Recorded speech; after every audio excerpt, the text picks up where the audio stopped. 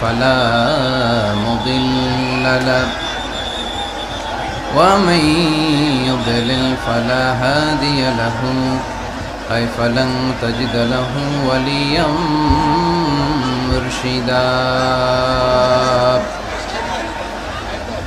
ونشهد أن لا إله إلا الله وحده لا شريك له هو الذي لا ضد له ولا ند له لا مثل له ولا مثيل له لا وزير له ولا كفيل له لا شبه له ولا شبيه له لا ولد له ولا والد له وهو الواحد الفرد الصمد لم يلد ولم يولد ولم يكن له كفوا أحد ونشهد أن سيدنا ونبينا وحبيبنا وبشيرنا ونذيرنا وطبيبنا وطبيب أرواحنا وحبيبنا وحبيب ربنا محمدا عبد الله ورسوله أرسله بالحق بشيرا ونذيرا وداعيا إلى الله بإذنه وسراجا منيرا أما بعد فقد قال الله تعالى في كلامه المجيد وفي فرقانه الحميد أعوذ بالله من الشيطان الرجيم بسم الله الرحمن الرحيم والضحى والليل إذا سجى ما ودعك ربك وما قلى وللآخرة خير لك من الأولى ولسوف يعطيك ربك فترضى إن الله وملائكته يصلون على النبي يا أيها الذين آمنوا صلوا عليه وسلموا تسليما اللهم صل على محمد وعلى آل محمد كما صليت على إبراهيم وعلى آل إبراهيم إنك حميد مجيد اللهم بارك على محمد وعلى آل محمد كما باركت على إبراهيم وعلى آل إبراهيم إنك حميد مجيد সকল প্রশংসার মালিক কে? আওয়াজ করে উত্তর দিতে হবে। সকল প্রশংসার মালিক কে? সকল ক্ষমতার উৎস কে? কেউ যেটা পারে না পারে কে? কেউ যেটা দেখে না দেখে কে? কেউ যেটা দেয় না দেয় কে? সে আল্লাহর জন্য আমরা আওয়াজ করে পড়ব আলহামদুলিল্লাহ। সবাই পড়ি রব্বানা লাকাল হামদ হামদান কাসীরান তাইয়িবান মুবারাকান ফীহি ইয়া রাব্বি লাকাল হামদু কামা ইয়ানবাগি লিজালালি ওয়াজহিকা ওয়া আযীমি সুলতানিকা লাকাল হামদু বিল ঈমান লাকাল হামদু বিল ইসলাম লাকাল হামদু বিল কুরআন। আমরা প্রশংসা করলাম কার? সব সময় প্রশংসা করতে হবে কার? খাওয়ার সময়, ঘুমানোর সময়, ইবাদতের সময়। 13তম ঐতিহাসিক তাফসিরুল কোরআনের প্রোগ্রাম, তার মানে প্রায় 13টি বছর ধরে এই ময়দানে কথা হয়। আমরা খুশি না বেজার? এই ময়দানে কিয়ামত পর্যন্ত কোরআনের কথা চলুক, হক কথাগুলো ছড়িয়ে পড়ুক, আমরা চাই কি চাই না?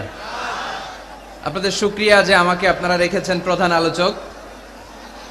আমার আগে কথা বলেছে হযরত মাওলানা মুফতি আলী আকবর সাহেব, মুহাদ্দিস, বড় আইলাচাড়া মাদ্রাসা, কুষ্টিয়া। আজকের এই প্রোগ্রামের প্রধান অতিথি আমার সম্মানিত বড় ভাই মোহাম্মদ শাহিদুজ্জামান টরিক, পরিচালক, 5 কমলাপুর দারুল উলুম হাফিজিয়া কওমিয়া মাদ্রাসা। আসার পথেই দেখছিলাম উনি বিশিষ্ট শিল্পপতি, ব্যবসায়ী এবং সমাজসেবক, সিঙ্গাপুর বাংলাদেশ চেম্বার অফ কমার্সের ফরমার প্রেসিডেন্ট। আমি সিঙ্গাপুরে গেলে ওনার ওখানে থাকি এবং কোরবানির ঈদের আগে সিঙ্গাপুর বাংলাদেশ কমিউনিটির আয়োজনে কিছু প্রোগ্রামও করে এসেছে আলহামদুলিল্লাহ। আজকের প্রোগ্রামের সভাপতিত্ব করছেন হযরত মাওলানা আব্দুল হামিদ সাহেব, মুহতামিম, 5 কমলাপুর দারুল উলুম হাফিজিয়া কওমিয়া মাদ্রাসা। হুজুর আসছে? আলহামদুলিল্লাহ, মাশাআল্লাহ মাশাআল্লাহ। আজকের এই প্রোগ্রামে উপস্থিত আছেন আপনাদের এই চুয়াডাঙ্গা, প্রাণের জেলা চুয়াডাঙ্গার সম্মানিত এসপি মহোদয়, police super mister Zahidul Hasan, কিছুক্ষণ আগে আপনাদের সামনে কথা রেখেছেন। উপস্থিত আছেন mister Riazul Islam Joardar, ex mayor Chuadanga. উপস্থিত আছেন কারেন্ট মেয়র, কি নাম, জিপু চৌধুরী। যারাই আজকের প্রোগ্রামকে সাফল্যমণ্ডিত করার জন্য এ বিশাল কোরআনের গ্যাদারিংয়ে উপস্থিত হয়েছেন, আমি তাদের সবাইকে অন্তরের অন্তঃস্থল থেকে শুকরিয়া জানাই। বিশেষ করে চুয়াডাঙ্গা জেলা সদরের যে পুলিশের ওসি আছে এবং আলমডাঙ্গা থানার ওসি, তাদের টিম, এবং বিশেষ করে আন্তরিকভাবে আপনাদের চুয়াডাঙ্গা জেলার এসপি মহোদয় জাহিদুল ইসলাম ভাই উপস্থিত আছেন। আমি চুয়াডাঙ্গা জেলা শহর থেকে প্রায় 10 কিলোমিটার পথ পাড়ি দিয়ে এসেছি। পুরো রাস্তায় মানুষ ব্লক ছিল। এখানে যত মানুষ তার চেয়ে 3-4 গুণ মানুষ রাস্তায় দাঁড়িয়ে আছে। এখানেও 3-4 লক্ষ লোক হয়ে যাবে। তো এই ভালোবাসাটা শুধু কোরআনের জন্য, ঠিক কিনা? মিডিয়ার ভাইরা যারা এসেছেন আপনাদের শুকরিয়া জানাই। তারপরে রাজনৈতিক ব্যক্তিবর্গ যারা এসেছেন শুকরিয়া জানাই। অন্য ধর্মের ভাইরা যদি থাকেন তাদেরকেও শুকরিয়া জানাই। মা বোনদের জন্য কয়েকটি প্যান্ডেল করা হয়েছে, আমি মা বোনদেরকে শুকরিয়া জানাই। যারাই আজকের এই প্রোগ্রামে আমরা আসতে পারলাম, বসতে পারলাম, আল্লাহ এই প্রোগ্রামটা যেন কিয়ামতের ময়দানে আমাদের নাজাতের ওসিলা হয়ে যায়, আমরা পড়ি আমিন। আমরা আল্লাহর কাছে আসলে নাজাত চাই, তাই না? মুক্তি চাই, আমরা নাজাত চাই। আওয়াজ করে বলেন, কি চাই? আল্লাহ যদি কিয়ামতের দিন বলে এত লক্ষ মানুষের ভিড়ে সেদিন শুধু কোরআনের জন্য, ইসলামের জন্য, আমার ভালোবাসায়, নবীর ভালোবাসায় চুয়াডাঙ্গার আলমডাঙ্গা থানায় তুমি কষ্ট করে ওই মাহফিলে উপস্থিত হয়ে কোরআনের মাহফিলকে সার্থক করেছো, যাও এর ওসিলায় তোমারে আমি মাফ করে দিলাম, এই ঘোষণা যদি আল্লাহ সেদিন দেয়, ভাল লাগবে আপনাদের? সবার ভাল লাগবে? আসলে আমাদের অনেক ভালো লাগবে, কারণ আমরা নাজাত চাই। কি চাই?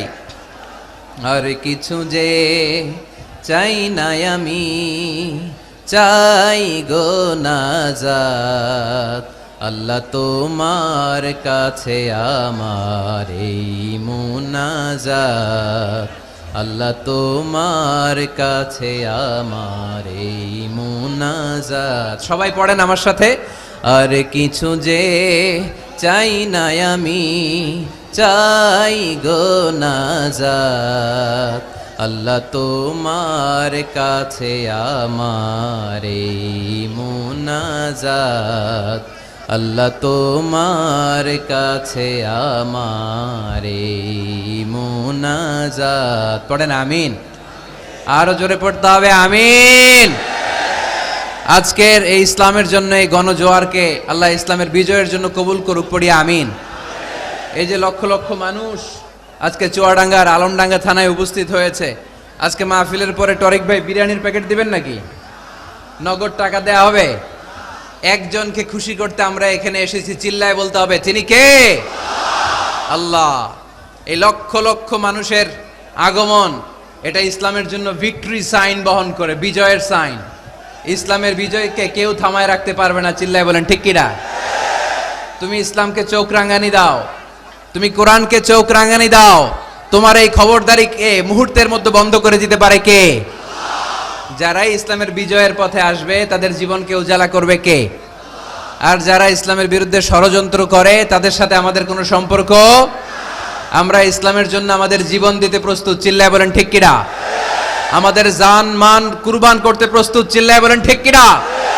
সকল ষড়যন্ত্রের বাধাকে ছিন্ন করে কালিমার পতাকা উঠানোর জন্য আমরা প্রস্তুত, চিল্লায় বলো ঠিক কিনা?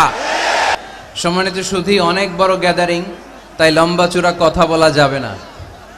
কারণ আল্লাহ রাসূল সাল্লাল্লাহু আলাইহি ওয়াসাল্লাম বলেছেন, খুতাবুকুম তাওয়িলা ওয়া সালাওয়াতুকুম কাসীরা। কিয়ামতের আগে তোমাদের বক্তব্য হয়ে যাবে, ইসলামী বক্তব্য হবে লম্বা, সালাত হয়ে যাবে খাটো। Your Islamic lectures will be longer before the day of judgment, and your salah 5 times a day will be very shorter. কিয়ামতের আগে সালাত হয়ে যাবে খাটো, বক্তব্য হয়ে যাবে লম্বা। তার নমুনা সমাজে আছে না নাই? ঘন্টার পর ঘন্টা মানুষ বক্তব্য শুনতে চায়, কিন্তু নামাজ পড়তে চায় না, আছে না নাই? চুয়াডাঙ্গার আলমডাঙ্গায় মনে হয় এগুলো নাই।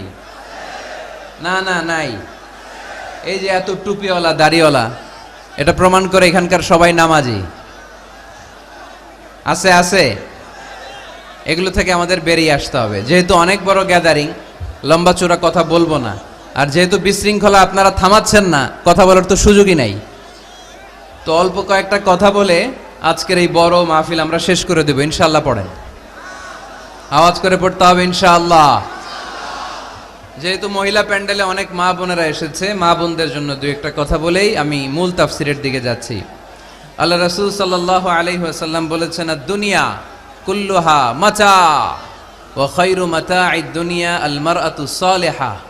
এই দুনিয়াতে যা দেখা যায় সব সম্পদ, বাড়ি গাড়ি ব্যাংক ব্যালেন্স ফ্যাক্টরি, এগুলো সম্পদ। দু চোখে যা দেখো সব সম্পদ। আর এই সব সম্পদের মধ্যে শ্রেষ্ঠ সম্পদ হচ্ছে নেককার নারী। সুবহানাল্লাহ পড়তে পারলেন না? এ দুনিয়ার যত সম্পদ আছে সব সম্পদের মধ্যে শ্রেষ্ঠতম সম্পদ হচ্ছে নেককার নারী, যেটা টাকা দিয়ে কেনা যায় না। তাই আমি বলি, নারীদের পেট হচ্ছে এটা খনির মতো। খনি, আপনারা কি তেলের খনির নাম শুনেছেন? তেলের খনি, গ্যাসের খনি, কয়লার খনি, সোনার খনি, হীরার খনি। তো এই খনিগুলোর মতো আমাদের মা বোনদের পেটগুলো খনি।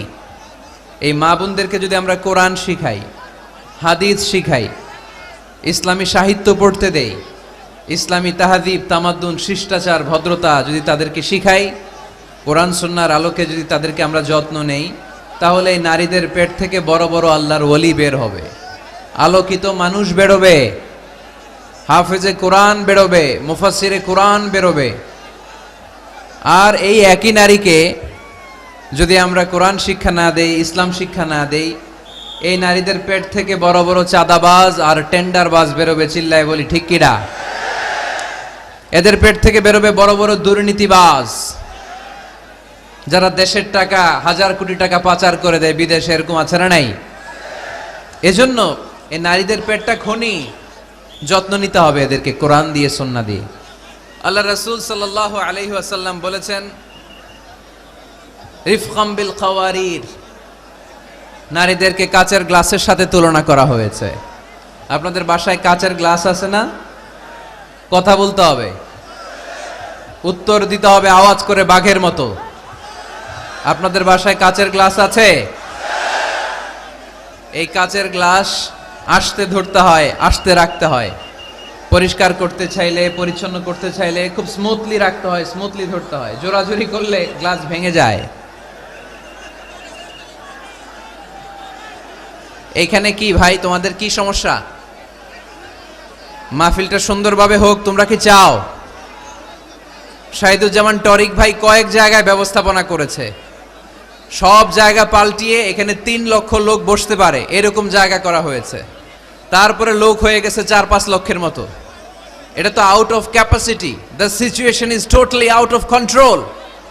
এই বিজয় দিবসে একটা দৃষ্টান্ত আমরা সারা বাংলাদেশের 64 জেলার জন্য কি চুয়াডাঙ্গা থেকে রাখতে পারবো না? পারবো।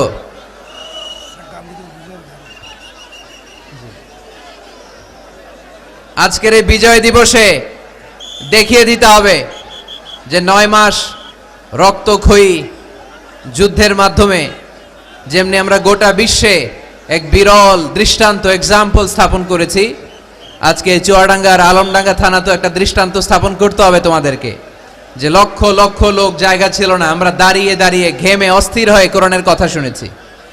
এই জায়গাটাতে এত ধাক্কাধাক্কি করলে তো চলবে না রে ভাই। জায়গা পাওয়া না গেলে আস্তে করে পেছনের দিকে তোমরা মুভ করো, কিন্তু প্যান্ডেলের এত কাছে যদি আওয়াজ করো তাহলে তো কথা বলা যাবে না। কয়েকবার আমি আলোচনা থামিয়ে তোমাদেরকে শান্ত করার চেষ্টা করলাম, কিন্তু ব্যর্থ হয়েছি।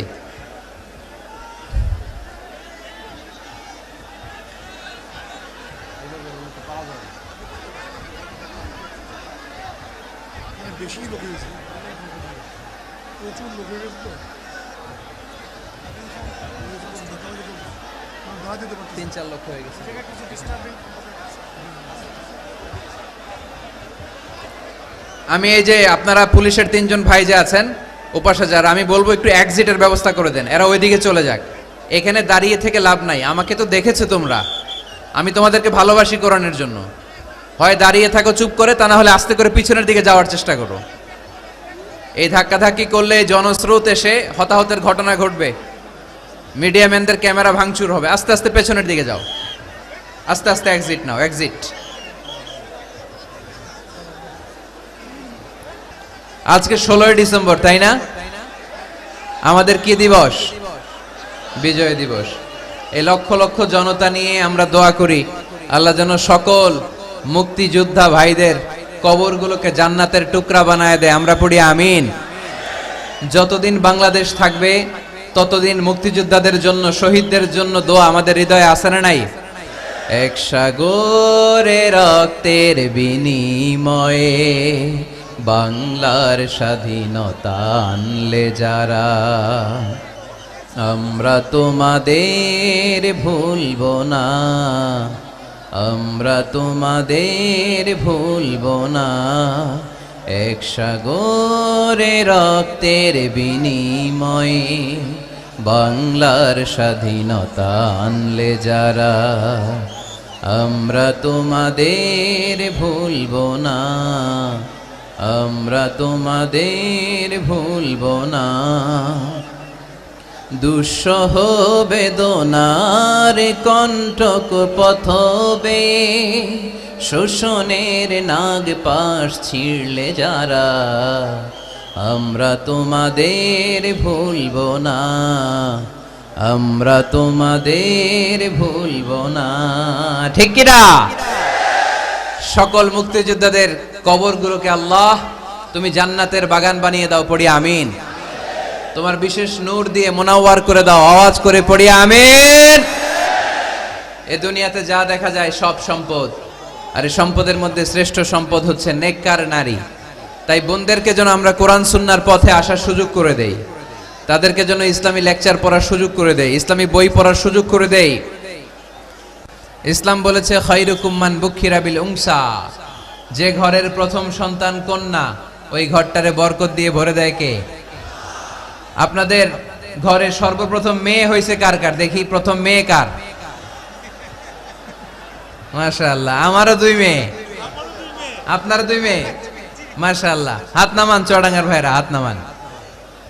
তো এই ঘরগুলো বরকতময়। আল্লাহ রাসূল সাল্লাল্লাহু আলাইহি ওয়াসাল্লামের 3 ছেলে ছিল, একজনও বেঁচে ছিল না, আল্লাহ নিয়ে গেলেন ছোটবেলায়। 4 মেয়ে ছিল, ওনারা বেঁচে ছিলেন, রুকাইয়া, যায়েনাব, উম্মি কুলসুম আর ফাতেমা। আওয়াজ করে পড়েন সুবহানাল্লাহ। ফাতেমা রাদিয়াল্লাহু তাআলা আনহাকে আল্লাহ রাসূল সাল্লাল্লাহু আলাইহি ওয়াসাল্লাম খুব বেশি ভালোবাসতেন। আল্লাহ রাসূল সাল্লাল্লাহু আলাইহি ওয়াসাল্লাম বলতেন, ফাতেমা তু বিদউম মিন্নি, ফাতেমা আমার কলিজার টুকরা। যে ফাতেমারে কষ্ট দেয় সেজন্য আমি নবীকে কষ্ট দেয়, আর যে ফাতেমার মুখে হাসি ফুটায় সেজন্য আমি বিশ্ব নবীর মুখে হাসি ফুটাই। সুবহানাল্লাহ। রাসূল সাল্লাল্লাহু আলাইহি ওয়াসাল্লাম কোন সফরে গেলে সব শেষে ফাতেমা রাদিয়াল্লাহু তাআলা আনহার সাথে দেখা করে যেতেন।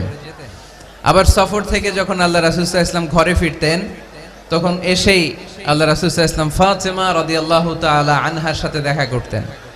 নারীদেরকে খুব ভালোবাসতেন, বলতেন রিফকাম বিল কাওয়ারির, কাচের গ্লাসের সাথে আল্লাহ রাসূল নারীদেরকে তুলনা দিয়েছেন। কাচের গ্লাস যেমনি আস্তে রাখি, আস্তে ধরি, আস্তে উঠাই, আমাদের মা বোনদের সাথে যেন আমরা খারাপ আচরণ না করি, আমরা যেন মেজাজ না দেখাই, আমরা যেন মুচকি হাসি দিয়ে কথা বলি। এদিকে বিবাহিত আছেন কারা কারা আজকে দেখি? বিবাহিত? এই ছোট বাচ্চারা তোমরা হাত তুলো না আবার। মাশাআল্লাহ, হাত নামান। আপনারা বাসায় রাগারাগি করেন না তো? ভাবিদের সাথে রাগারাগি করবেন না। আপনার ব্যাপারে ভাবিদের কাছ থেকে আল্লাহ তাআলা সার্টিফিকেট নেবেন, খায়রুকুম খায়রুকুম লিআহলি। তোমাদের মধ্যে আল্লাহর কাছে ওই ব্যক্তি সবচেয়ে সেরা যে তার স্ত্রীর কাছে সেরা। এজন্য স্ত্রীর সাথে ভালো আচরণ করবেন, মুচকি হাসি দিয়ে কথা বলবেন। আল্লাহ রাসূল বলেছেন তাবাসসুমুকা ফি ওয়াজহি আখিকা সাদাকা, your smile to your brother it's a charity. তুমি তোমার ভাইয়ের দিকে তাকিয়ে যে মুচকি হাসি দাও, ওই মুচকি হাসি দিলেও সৎকার সওয়াব দেয় কে? আপনি স্ত্রীর সাথে মুচকি হাসবেন, সওয়াব আছে না নাই? স্ত্রীকে ভালোবাসার কথা শোনাবেন, সওয়াব আছে না নাই?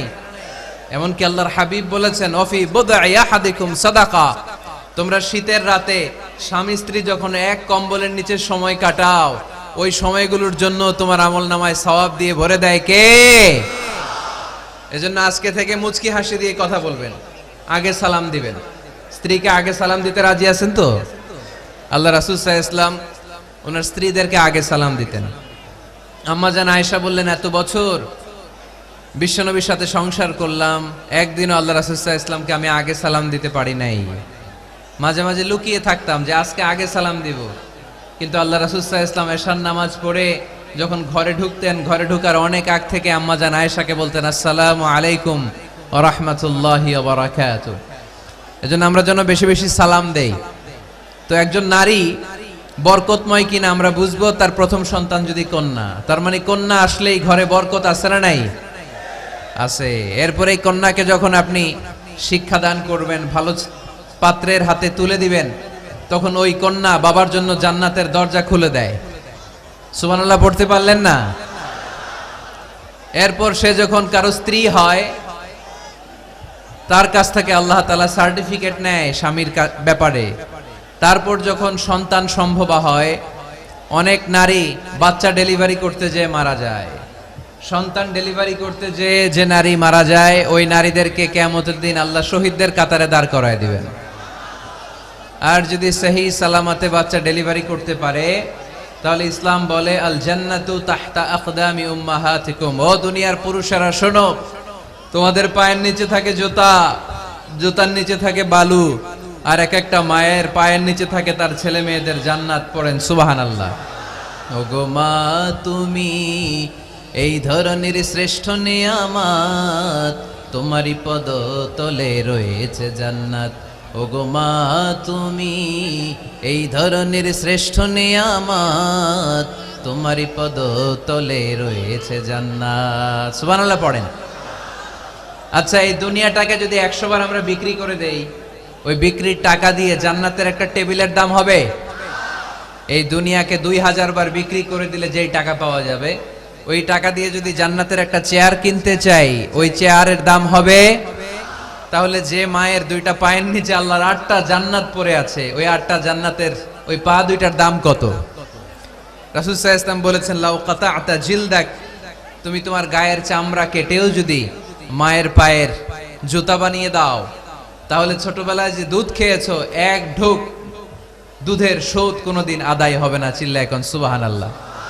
মায়ের এক ধার দুধের দাম, কাটিয়া গায়ের চাম, পাপোশ বানাইলেও ঋণের শোধ হবে না। এমন দরদি ভাবে কেউ হবে না আমার মাহাগো। ঠিক কিনা? এজন্য মা বাবা যাদের বেঁচে আছে, আমরা যেন মা বাবার কাছ থেকে দোয়া নেই। পীর সাহেবের কাছে যদি দোয়া নিতে যান, দোয়া কবুল হতেও পারে, নাও হতে পারে। গোটা বিশ্বের সব পীর সাহেব যদি এক গ্লাস পানির মধ্যে দোয়া পরে ফু দেয়, গোটা বিশ্বের সব ইমাম সাহেব যদি, খতিব সাহেব যদি এক গ্লাস পানির মধ্যে দোয়া পড়ে ফু দেয়, আর আপনার আম্মা শুধু সুবহানাল্লাহ বলে যদি আরেক গ্লাস পানির মধ্যে ফু দেয়, আপনার মায়ের দোয়াটা মুহূর্তে আল্লাহর দরবারে কবুল হয়ে যাবে। এজন্য আব্বা আম্মার দোয়া নিতে রাজি আছি তো? যাদের আব্বা আম্মা বেঁচে আছে আল্লাহ যেন হায়াত দারাজ করে, আমরা পড়ি আমিন। যারা আমরা আমাদের আব্বা আম্মা, আমাদের বটবৃক্ষগুলোকে হারিয়েছি, তাদের কবরগুলোরে আল্লাহ জান্নাতের বাগান বানিয়ে দিক, আমরা পড়ি আমিন। আর দেরি না করে আমরা সরাসরি মহাবিশ্বের মহাবিশ্বয় মহাগ্রন্থ আল কোরআন আল কারিম থেকে কথা শুনব। আমরা যে বইটা থেকে কথা শুনবো, চুয়াডাঙ্গার ভাইয়েরা দেহের সবটুকুন শক্তি গলার মাঝ বরাবর এনে আওয়াজ করে বলেন তো, এই বইটার নাম কি? এই কোরআনে কোনো ভুল আছে? সন্দেহ আছে? সংশয় আছে? আমাদের জীবন সমস্যার সব কিছুর সমাধান এই কোরআনের ভেতরে দিয়েছে কে? সমাধান চাও যদি জীবনে মরণে, ফিরে যাও খুঁজে নাও চোখ রাখো কোরআনে। ঠিক কি না? সমাধান চাও যদি জীবনে মরণে, ফিরে যাও খুঁজে নাও চোখ রাখো কোরআনে। If you want a solution this দুনিয়ায় নাখিরা, go back have a look to the holy কোরআনে। ঠিক কি না? এজন্য আমরা সমস্যার সমাধান চাইলে চোখ রাখতে হবে যেই কিতাবের দিকে, কিতাবটার নাম আল কোরআন। এই কিতাবে কোনো ভুল নাই, এই কিতাবে কোনো সন্দেহ নাই, কোনো সংশয় নাই। এই কিতাবে যে সন্দেহ নাই এই কথা কোরআনে বলে দিয়েছে কে?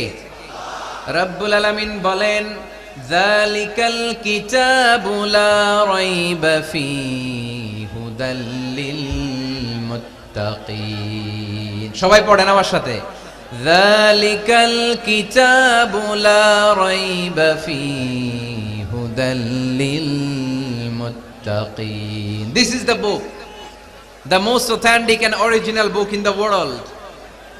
There is no doubt in it and a guidance to those who are muttaqin. এই বইটা এমন বই যেখানে কোনো ভুল নাই, কোনো সন্দেহ নাই, কোনো সংশয় নাই। মুত্তাকিনদের জন্য এই বইয়ের ভেতরে হেদায়েত রেখে দিয়েছে কে? আল্লাহ। আবার রব্বুল আলামিন বলেন, আলিফ লাম রা, কিতাবুন আনজালনাহু ইলাইকা লিতুখরিজান الناس من الظلمات إلى النور.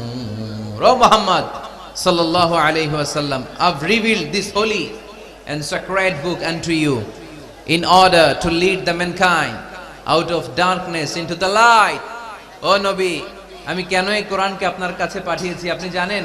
অন্ধকারাচ্ছন্ন মানুষগুলোকে আলোর পথে নিয়ে যাওয়ার জন্য, জাহান্নামীগুলারে জান্নাতি বানানোর জন্য, রাম আর বামপন্থী গুলার ডানপন্থী বানানোর জন্য। চিল্লায় বলো ঠিক কিনা? এজন্য কোরআনের সাথে আমাদের অ্যাটাচমেন্ট বাড়ানোর দরকার আছে না নাই? আমরা যেন বেশি বেশি কোরআনের সাথে সম্পর্ক বাড়াতে পারি, কোরআনকে যেন আমরা বন্ধু বানাই। আমাদের বন্ধু হবে কোরআন। আমাদের বন্ধু হবে কি? আমাদের নিঃসঙ্গ সময়ের বন্ধু হতে হবে কোরআন। এই কোরআন যদি দুনিয়াতে আমরা বন্ধু বানাতে পারি কোরআনকে, কবরেও এই কোরআনকে আমাদের বন্ধু বানায় দিবে কে? কিয়ামতের ময়দানে ওই কোরআনকে আমাদের জন্য সুপারিশকারী করে বানাবে কে? সেই মহাবিশ্বের মহাবিশ্বয় মহাগ্রন্থ আল কোরআন আল কারীম থেকে আমি একটা সূরার কিয়দাংশ তেলাওয়াত করেছি। আজকের চুয়াডাঙ্গার এই বিশাল জনসমুদ্রে এই সূরার কিছু মেসেজ এই চমৎকার রজনীতে আপনাদের সাথে আমি শেয়ার করব। আওয়াজ করে পড়তে হবে ইনশাআল্লাহ। কোরআনের যেখান থেকেই বলি ওইখান থেকে বরকত আছে না নাই? অনেকে বলে, হুজুর ওই এলাকায় পর্দার ওয়াজ করছেন, এখানে পর্দার কথা বলেন কেন? বলে না? অনেকে বলে, হুজুর ওই জেলায় নামাজের ওয়াজ করছেন, তো এই জেলায় আবার নামাজের কথা কন কেন? হুজুর ওইখানে সুদ খাওয়া যাবে না বলছেন, এইখানে বলেন কেন? নামাজ কি শুধু ওই জেলায় লাগবে? পর্দাকে শুধু ঢাকাবাসীদের জন্য লাগবে, চুয়াডাঙ্গায় লাগবে না? আমরা সূরা ফাতিহা প্রতিদিন কয়বার পড়ি? ফরজ নামাজে 17 বার, সুন্নত সহ 40-45 বার। যে ব্যক্তি 50 বছর ধরে নামাজ পড়ে, এই বেটা যে কয় লক্ষ বার সূরা ফাতিহা পড়ছে বেটা নিজেও জানে না। ঠিক কি না? আচ্ছা, আপনারা কি জানেন যে সূরা আর রহমানে একটা আয়াত আছে, যে আয়াতটা আল্লাহ বারবার বারবার ওই সূরার ভেতরে উল্লেখ করেছে, সূরা আর রহমানে? জানেন কি আয়াতটা কি? কি আয়াত? ফাবিআইয়ি আলা রাব্বিকুমা তুকাযযিবান। এই আয়াতটা আল্লাহ তাআলা একবার দুইবার নয় 31 বার উল্লেখ করেছেন সূরা আর রহমানের ভেতরে। সুবহানাল্লাহ পড়েন। তার মানে জরুরি কথা সব জায়গায় বলতে হয়, বারবার বলতে হয়, চিল্লায় বলতে হবে, ঠিক কি না? আজকে আমরা সূরা দোহা থেকে কথা শুনবো। সূরাতুদ দোহা, আওয়াজ করে বলেন তো সূরাটার নাম কি? এই আপনাদের গলার আওয়াজ, সারা বিকাল আর সন্ধ্যায় চিল্লাচিল্লি করতে করতে আপনাদের এনার্জি শেষ, তাই না? সূরাটার নাম সূরাতুদ দোহা। আওয়াজ করে বলেন তো সূরার নাম কি? মাশাআল্লাহ, আওয়াজ আছে তো? এনার্জি শেষ হয়ে যায় না এখনো বেঁচে আছে চুয়াডাঙ্গার লোক। তো আলোচনা শেষ পর্যন্ত এরকম আওয়াজ করে উত্তর দেয়া যাবে? মাশাআল্লাহ। এখন একেবারে ঠান্ডা, এবার আমরা প্রাণ খুলে কথা শুনবো কোরআনের। এই সূরাটা কোরআনের 93 নাম্বার সূরা। কত নাম্বার? এই সূরায় আয়াত আছে 11টা। কয়টা? এই সূরাটা মাক্কি সূরা। কি সূরা? মাশাআল্লাহ। আমি সব সময় বলি, যেহেতু লক্ষ লক্ষ মানুষের গ্যাদারিং, আমরা যদি ক্লাসের মতো করে প্রশ্ন করি, উত্তর করি, তাহলে আপনাদের মনে থাকবে, কিছু মেসেজ নিয়ে যেতে পারবেন। এজন্য কষ্ট হলেও শেষ পর্যন্ত উত্তর দেওয়া যাবে বাঘের বাচ্চার মতো চিল্লায়া ইনশাআল্লাহ। তাহলে আমি প্রশ্ন করি, উত্তর দেন। আওয়াজ করে বলেন তো সূরাটার নাম কি? কত নাম্বার সূরা? আয়াত সংখ্যা কত? সূরাটা মাদানী সূরা। কি সূরা? মাশাআল্লাহ, মনে রাখছেন তো দেখি। এই সূরাটা একটা আশা জাগা নিয়ে সূরা।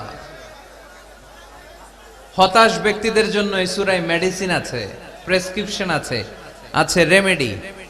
এই সূরার সেন্ট্রাল থিম বা কেন্দ্রীয় আলোচ্য বিষয় হচ্ছে মুমিন কখনো হতাশ হয় না, মুমিন কখনো নিরাশ হয় না, মুমিন কখনো হাল ছেড়ে দেয় না, মুমিন ভরসা রাখে একজনের উপর। চিল্লায় বলতে হবে, তিনি কে? লা তাইয়াসু মির রাউহিল্লাহ ইন্নাহু লা ইয়াইয়াসু মির রাউহিল্লাহি ইল্লাল কওমুল কাফিরুন। সাইয়েদনা ইয়াকুব আলাইহিস সালাম তার ছেলেদেরকে বলেছিলেন, কলিজার টুকরা, আমার বাছাধনেরা, আল্লাহর রহমত থেকে নিরাশ হয়ো না। আল্লাহর দয়া, কৃপা, করুণা, মার্সি, ব্লেসিংস এন্ড বাউন্টিজ থেকে নিরাশ হয়ো না। কাফেররা ছাড়া আল্লাহর রহমত থেকে কেউ নিরাশ হয় না। মুমিন কখনো আল্লাহর রহমত থেকে নিরাশ হয় না। হ্যাঁ, মুমিনের জীবনে বিপদ আসে, ক্রাইসিস আসে, সংকট আসে। বিপদ নাই, সমস্যা নাই, পেরেশানি নাই, এরকম জীবন কারো আছে? কেউ দাঁড়ায় বলতে পারবেন, হুজুর আমার জীবনে কোনো বিপদ নাই, কোনো সমস্যা নাই? কেউ বলতে পারবেন? বিপদ, পরীক্ষা আল্লাহ আমাদেরকে দেয় পরীক্ষা করবার জন্য, ঠিক কি না? বিপদ আল্লাহ আমাদেরকে দেয় আমাদের কোমরগুলোকে সোজা করবার জন্য, আমাদের পায়ের নিচের মাটিকে শক্ত করবার জন্য, প্রতিকূল পরিবেশে নিজের অবস্থানকে শক্তভাবে জানান দেওয়ার জন্য। চিল্লায় বলেন ঠিক কি না? এজন্য যারা হতাশ, যারা নিরাশ, যারা টেন্সড, ফ্রাস্ট্রেটেড পিপল, হতাশদের জন্য এই সূরায় আছে আশা, আশার বাণী, আলোর বাণী। কারণ দোহা মানে আলো। দোহা মানে কি? আলো কথাটা শুনতেই লাগে ভালো, ঠিক কি না? আলো বললেই কেমন ভাল লাগে না? কারণ আশার আলো, এটা সম্ভাবনার আলো। অন্ধকার দেখলে বাচ্চারা ভয় পায়, আলো দেখলে বাচ্চারা ভয় পায়। এজন্য আমরা অন্ধকার চাই না, আমরা চাই আলোর পথ। এই কোরআন এসেছে আমাদেরকে আলোকিত করতে, ঠিক কি না? আল্লাহ রাসূল সাল্লাল্লাহু আলাইহি ওয়াসাল্লামের খুব মন খারাপ, তিনি খুব বিচলিত, তিনি খুব পেরেশান। আল্লাহ রাসূল সাল্লাল্লাহু আলাইহি ওয়াসাল্লামের পেরেশানি দূর করার জন্য সান্ত্বনার বাণী হিসেবে আল্লাহ তাআলা এই সূরাটা আল্লাহ রাসূলের জন্য ডেডিকেট করে নাজিল করেছেন। চিল্লায় পড়েন সুবহানাল্লাহ। আর আল্লাহ বুঝাতে চেয়েছেন, আমার নবীকে আমি যেভাবে পেরেশানি দূর করেছি, সাহায্য করেছি, মুমিনদের জীবনেও আমি আল্লাহর পক্ষ থেকে সাহায্য আছে না নাই? এজন্য আমরা কখনো হতাশ হব না। এই মেসেজটা যদি বাড়িতে আজকে নিয়ে যেতে পারো চুয়াডাঙ্গার ছেলেরা, অনেকে হতাশ ব্যক্তি জীবনে, পেশাগত জীবনে, পারিবারিক জীবনে হতাশ, চাকরি হয় না, ব্যবসায় মন্দা। যাদের ব্যবসা মন্দা, এই শাহিদুজ্জামান টরিক ভাইয়ের সাথে দেখা করবা। সফল ব্যবসায়ী, বাংলাদেশ কাঁপায়, এখন সিঙ্গাপুর কাঁপাইতেছে। তো তোমরা ওনাকে ধরবা টাইট করে, যে ভাই কিভাবে আপনি সফল হলেন, শোনান আপনার সফল হওয়ার গল্প। How to succeed in life, কিভাবে ব্যবসায় সফল হতে হয়, কিভাবে আইকন হতে হয়, শহীদ ভাইয়ের কাছ থেকে চুয়াডাঙ্গার ছেলেরা জেনে নিবা। মুমিন কখনো হতাশ হয় না।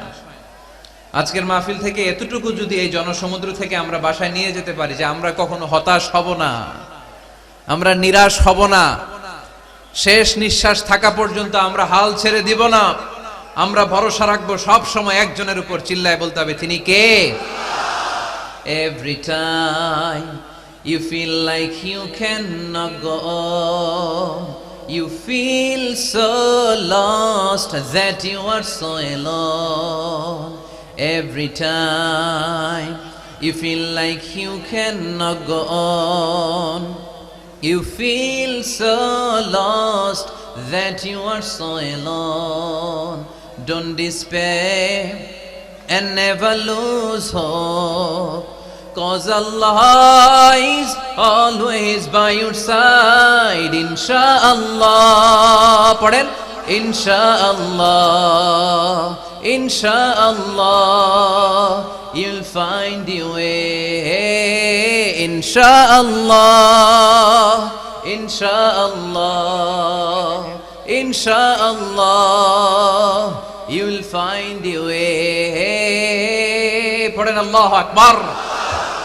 আমরা কখনো নিরাশ হই না, আমরা হতাশ হই না, আমরা ভরসা রাখি একজনের উপর, তিনি কে? আমরা জানি রাত যত গভীর হয় অন্ধকার তমানিসা ভেদ করে সুবহে সাদিক হয়। আমরা জানি গর্ভবতী নারীর যেদিন পেটের ব্যথা বেদনা বাড়তে থাকে ওই দিন নতুন মেহমান আগমনের সময় ঘনাতে থাকে। আমরা জানি বিশ্বাসীদের জীবনে কষ্ট, দুঃখ, যন্ত্রণা, পরীক্ষা যত বাড়তে থাকে সুখের দিন কাছে আসতে থাকে। চিল্লায় বলো ঠিক কিনা? এজন্য আমরা হতাশ হব না, হাল ছেড়ে দিব না, শেষ নিঃশ্বাস ত্যাগ করা পর্যন্ত আমরা ভরসা রাখবো একজনের উপর, তিনি কে? আল্লাহ রাসূল সাল্লাল্লাহু আলাইহি ওয়াসাল্লাম হতাশ হলেন, পেরেশান হলেন, নবীর পেরেশানি দূর করার জন্য আল্লাহ তাআলা এই সূরাটা নাজিল করেছে। সুবহানাল্লাহ পড়েন।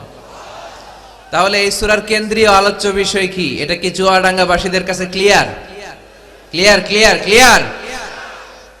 এবার আমরা শুনবো এই সূরার একটা ব্যাকগ্রাউন্ড আছে, কোন প্রেক্ষাপটে এই সূরা নাজিল হলো। আল্লাহ রাসূল সাল্লাল্লাহু আলাইহি ওয়াসাল্লামকে আল্লাহ বললেন, ইয়া আইয়ুহার রাসূলু বাল্লিগ মা উনজিলা ইলাইক, নবী কোরআনে যা নাজিল করেছি সব আপনি পৌঁছে দিন, কিছু গোপন রাখা যাবে না। এই কোরআনের কোনো কিছু বিশ্বনবী গোপন রেখেছে? সবাই বলেন না কেন, গোপন রেখেছে নাকি সব প্রচার করে দিয়েছে? সব প্রচার করে দিয়েছে।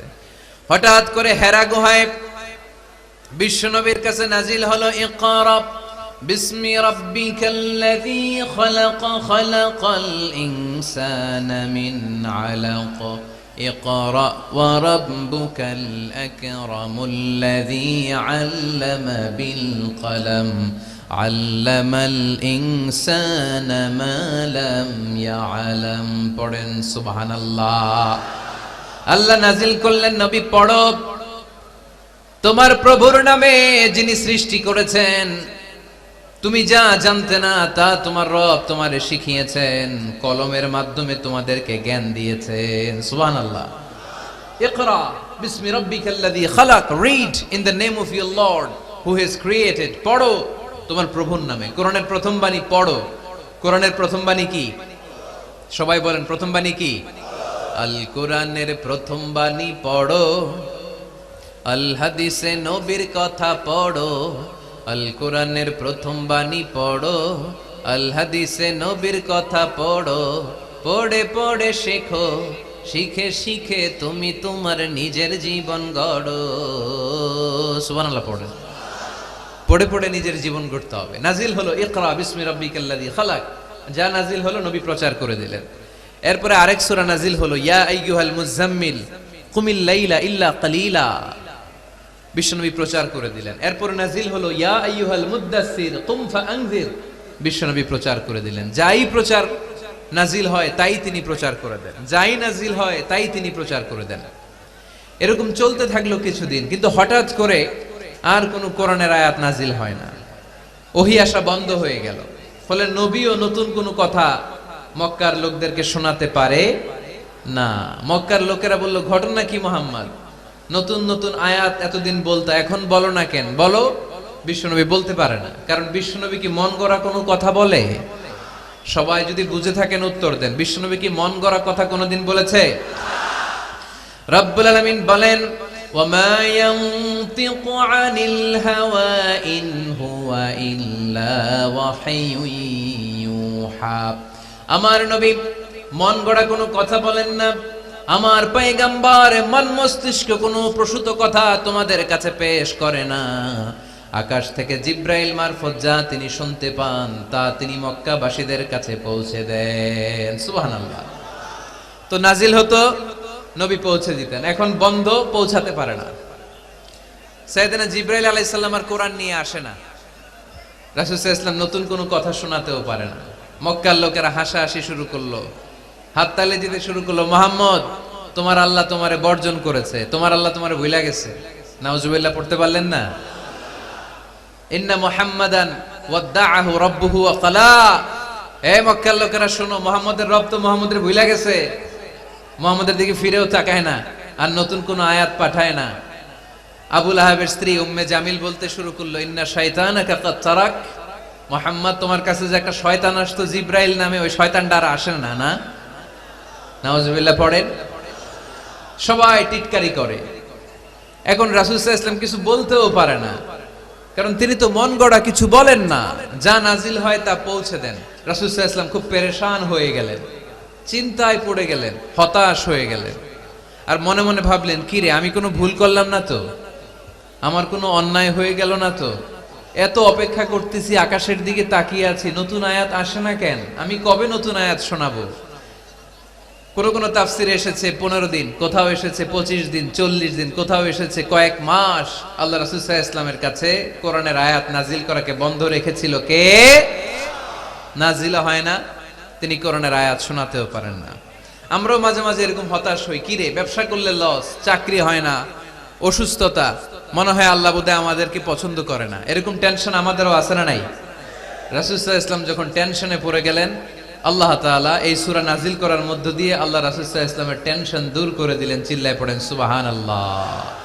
রাসূল সাল্লাল্লাহু আলাইহি ওয়াসাল্লামের পেরেশানি দূর করার জন্য আল্লাহ নাজিল করলেন, ওয়াদ-দুহা ওয়াল লাইলি ইযা সাজা মা ওয়াদ্দাআকা রাব্বুকা ওয়া মা ক্বালা। ওয়াদ-দুহা আলোর শপথ, ওয়াল লাইলি ইযা সাজা নিঝুম নিস্তব্ধ রাতের শপথ। সুবহানাল্লাহ পড়েন। প্রথমে আল্লাহ দুইটা কসম কাটলেন। কয়টা? দুইটা। প্রথমে দোহা, প্রভাতের সূর্য কিরণের শপথ, আলোর শপথ। এরপরে অন্ধকারের শপথ কাটলেন। আলোর শপথ দিয়ে আল্লাহ তাআলা ওহী আশাকে বুঝালেন, আর অন্ধকারের শপথ দিয়ে আল্লাহ ওহী না আশাকে বুঝালেন। আল্লাহ বুঝাতে চাইলেন, নবী সব সময় আলো থাকলে ভাল লাগে না। 24 ঘন্টায় যদি সূর্যের আলো, এখনো সূর্যের আলো, সকালেও সূর্যের আলো, খালি আলো আর আলো, ভাল লাগবে? কথা বলেন না কেন? আবার 24 ঘন্টায় ঘুটঘুটে অন্ধকার, কোনো আলো টালো নাই, ভাল লাগবে? তার মানে জীবন চালাতে আলোরও দরকার, অন্ধকারেরও দরকার। বিশ্বনবীরে বুঝাতে চাইলেন, নবী ওহী আসা যেমনি দরকার, মাঝে মাঝে ওহী বন্ধ রেখে আপনার একটু বিশ্রাম দেওয়া দরকার। সুবহানাল্লাহ পড়েন। সরকারি চাকরি যারা করেন, সপ্তাহে কয় দিন জব করেন? জোরে বলেন। 5 দিন। বাকি 2 দিন কি করেন? বিশ্রাম নেন, ছুটিতে থাকেন। 7 দিনে যদি কাজ করা লাগতো, ভাল লাগতো? কথা বলেন না কেন? ভাল লাগতো না। আবার 7 দিনে যদি ছুটি থাকতো, ভাল লাগতো না। তার মানে কাজেরও যেমনি দরকার, বিশ্রামেরও দরকার, ঠিক কিনা? আল্লাহ বুঝাতে চাইলেন, নবী কাফেরদের কথায় কান দিবেন না। ওরা বলে আমি আপনারে ভুলে গিয়েছি। না না, কোশ্চিন কালেও না। আমি আপনারে কেমন করে ভুলে যাই? আপনি আমার বন্ধু।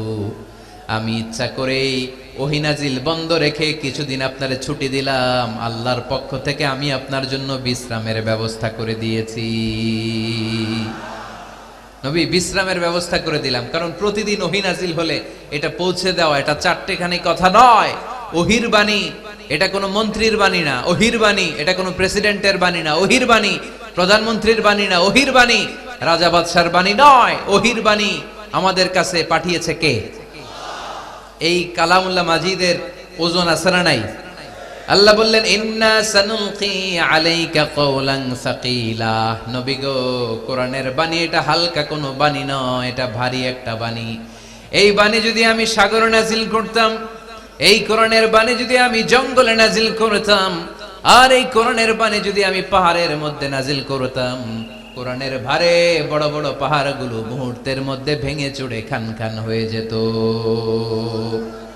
লাউ আনজালনা হাযাল কুরআন আলা জাবালিন লারাআইতাহু খাশিআম মুতাসাদ্দিআম মিন খাশিয়াতিল্লাহ। নবী হে, এই কোরআনকে আপনার উপর নাজিল না করে যদি আমি হিমালয় পাহাড় মাউন্ট এভারেস্টের উপর নাজিল করতাম, আমেরিকার আলাস্কা মাউন্টেন রেঞ্জের উপর নাজিল করতাম, ইউরোপের আল্পস পর্বতমালায় নাজিল করতাম, আমি যদি বড় বড় তুর পাহাড়ের উপর নাজিল করতাম, আপনি দেখতেন কোরআনের ভারে পাহাড়গুলো ভেঙে চুড়ে খান খান হয়ে গিয়েছে। তার মানে কোরআনের ওজন আছে না নাই? কোরআনের বাণী কি পাতলা, হালকা না ভারী? সবাই বলুন, হালকা না ভারী? কতটা ভারী? রাসূল সাল্লাল্লাহু আলাইহি ওয়াসাল্লাম যখন ওটের উপর বসে থাকতেন, তখন কোরআনের আয়াত নাজিল হলে ওটের পা মাটির মধ্যে দেবে যেত। ঘোড়ার উপর যখন বসে থাকতেন, তখন কোরআনের আয়াত নাজিল হলে ঘোড়া মাটিতে বসে যেত। মাঝে মাঝে আল্লাহ রাসূল সাহাবীদের পায়ের উপরে মাথা রেখে ঘুমাতেন। সাইয়েদনা যায়েদ রাদিয়াল্লাহু তাআলা আনহুর পায়ের মধ্যে, রানের মধ্যে মাথা রেখে বিশ্বনবী একবার ঘুমালেন।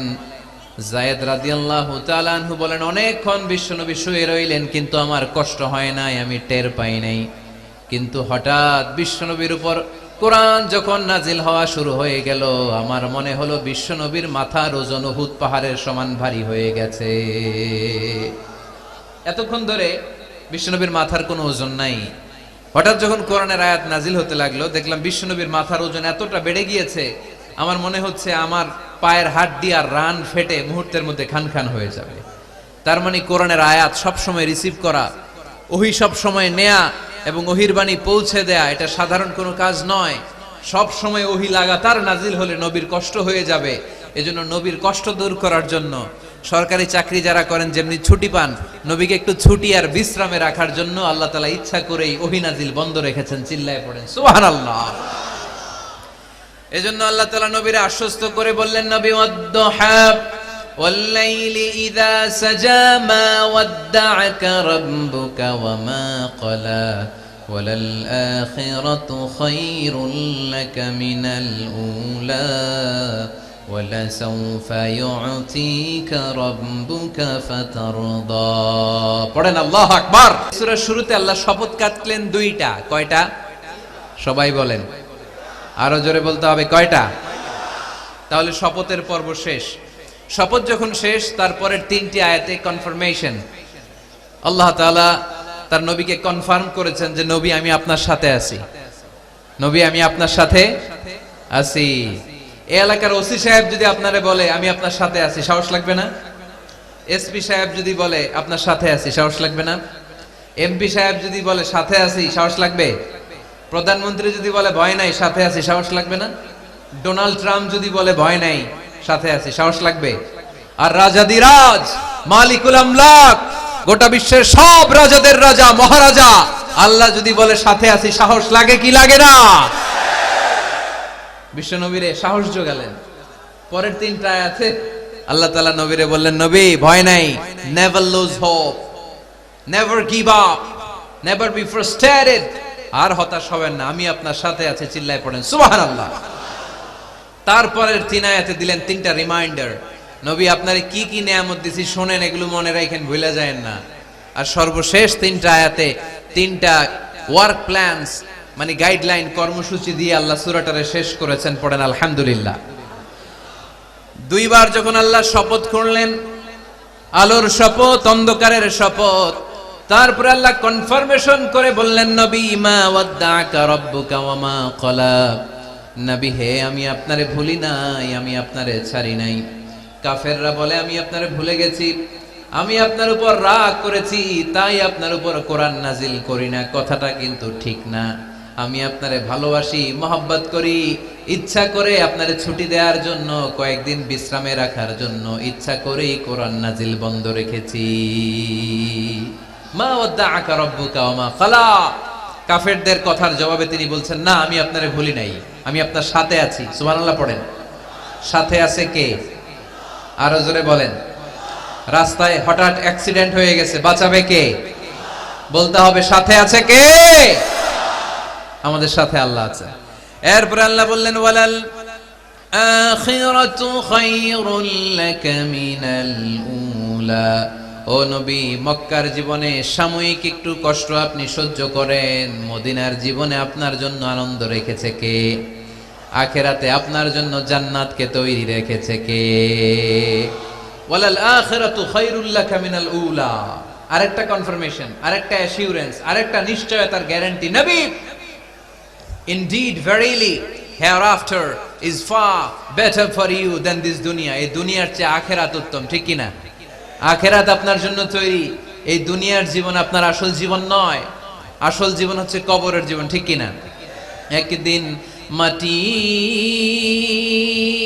ভেতরে হবে ঘর রে মন আমার, কেন বাঁধো দালান ঘর রে মন আমার, কেন বাঁধো দালান ঘর। প্রাণ পাখি উড়ে যাবে পিঞ্জর ছেড়ে, ধরা ধামে সবই রবে তুমি যাবে চলে। বন্ধু বান্ধব যত মাতা পিতা দ্বারা সুত, বন্ধু বান্ধব যত মাতা পিতা দ্বারা সুত, সবই হবে তোমার পরে মন আমার, কেন বাঁধো দালান ঘর। একদিন মাটির ভেতরে হবে ঘরে মন আমার, কেন বাঁধো দালান ঘর। ঠিক না? মাটির ঘর আসল ঘর। এই ছোট্ট 2 লাইনের নাশিদ, এই গানটাই আমাদের হেদায়েতের জন্য যথেষ্ট, তাই না? কত কষ্ট করে বিল্ডিং বানালাম, কত কষ্ট করে ফ্ল্যাট কিনলাম, কত দামি টাইলস দিয়ে আমার গোসলখানাটা বানালাম, কিন্তু আমার জীবনের শেষ গোসলটা কি আমার ওই গোসলখানায় হবে? চিল্লায় বলতে হবে, হবে। এজন্য আল্লাহ বললেন, ওয়ালাল আখিরাতু খায়রুল লাকা মিনাল উলা। ও নবী, দুনিয়ার জীবন আসল জীবন নয়, আসল জীবন হলো আখিরাতের জীবন, ঠিক কি না? কিন্তু আমরা পাগল হয়ে আছি কোন জীবনের জন্য? দুনিয়ার পিছনে এই মরিচিকা, এই লোভ লালসা, এই ক্ষমতার দাপট, হ্যাঁ, এই সেলিব্রিটিজম, এই চোখ ধাঁধালো গ্ল্যামারাস লাইফের দিকে আমরা পাগলের মতো মরিচিকার পেছনে ছুটে বেড়াচ্ছি, আর আখিরাতের কথা আমরা বেমালুম ভুলে গিয়েছি, ঠিক কি না?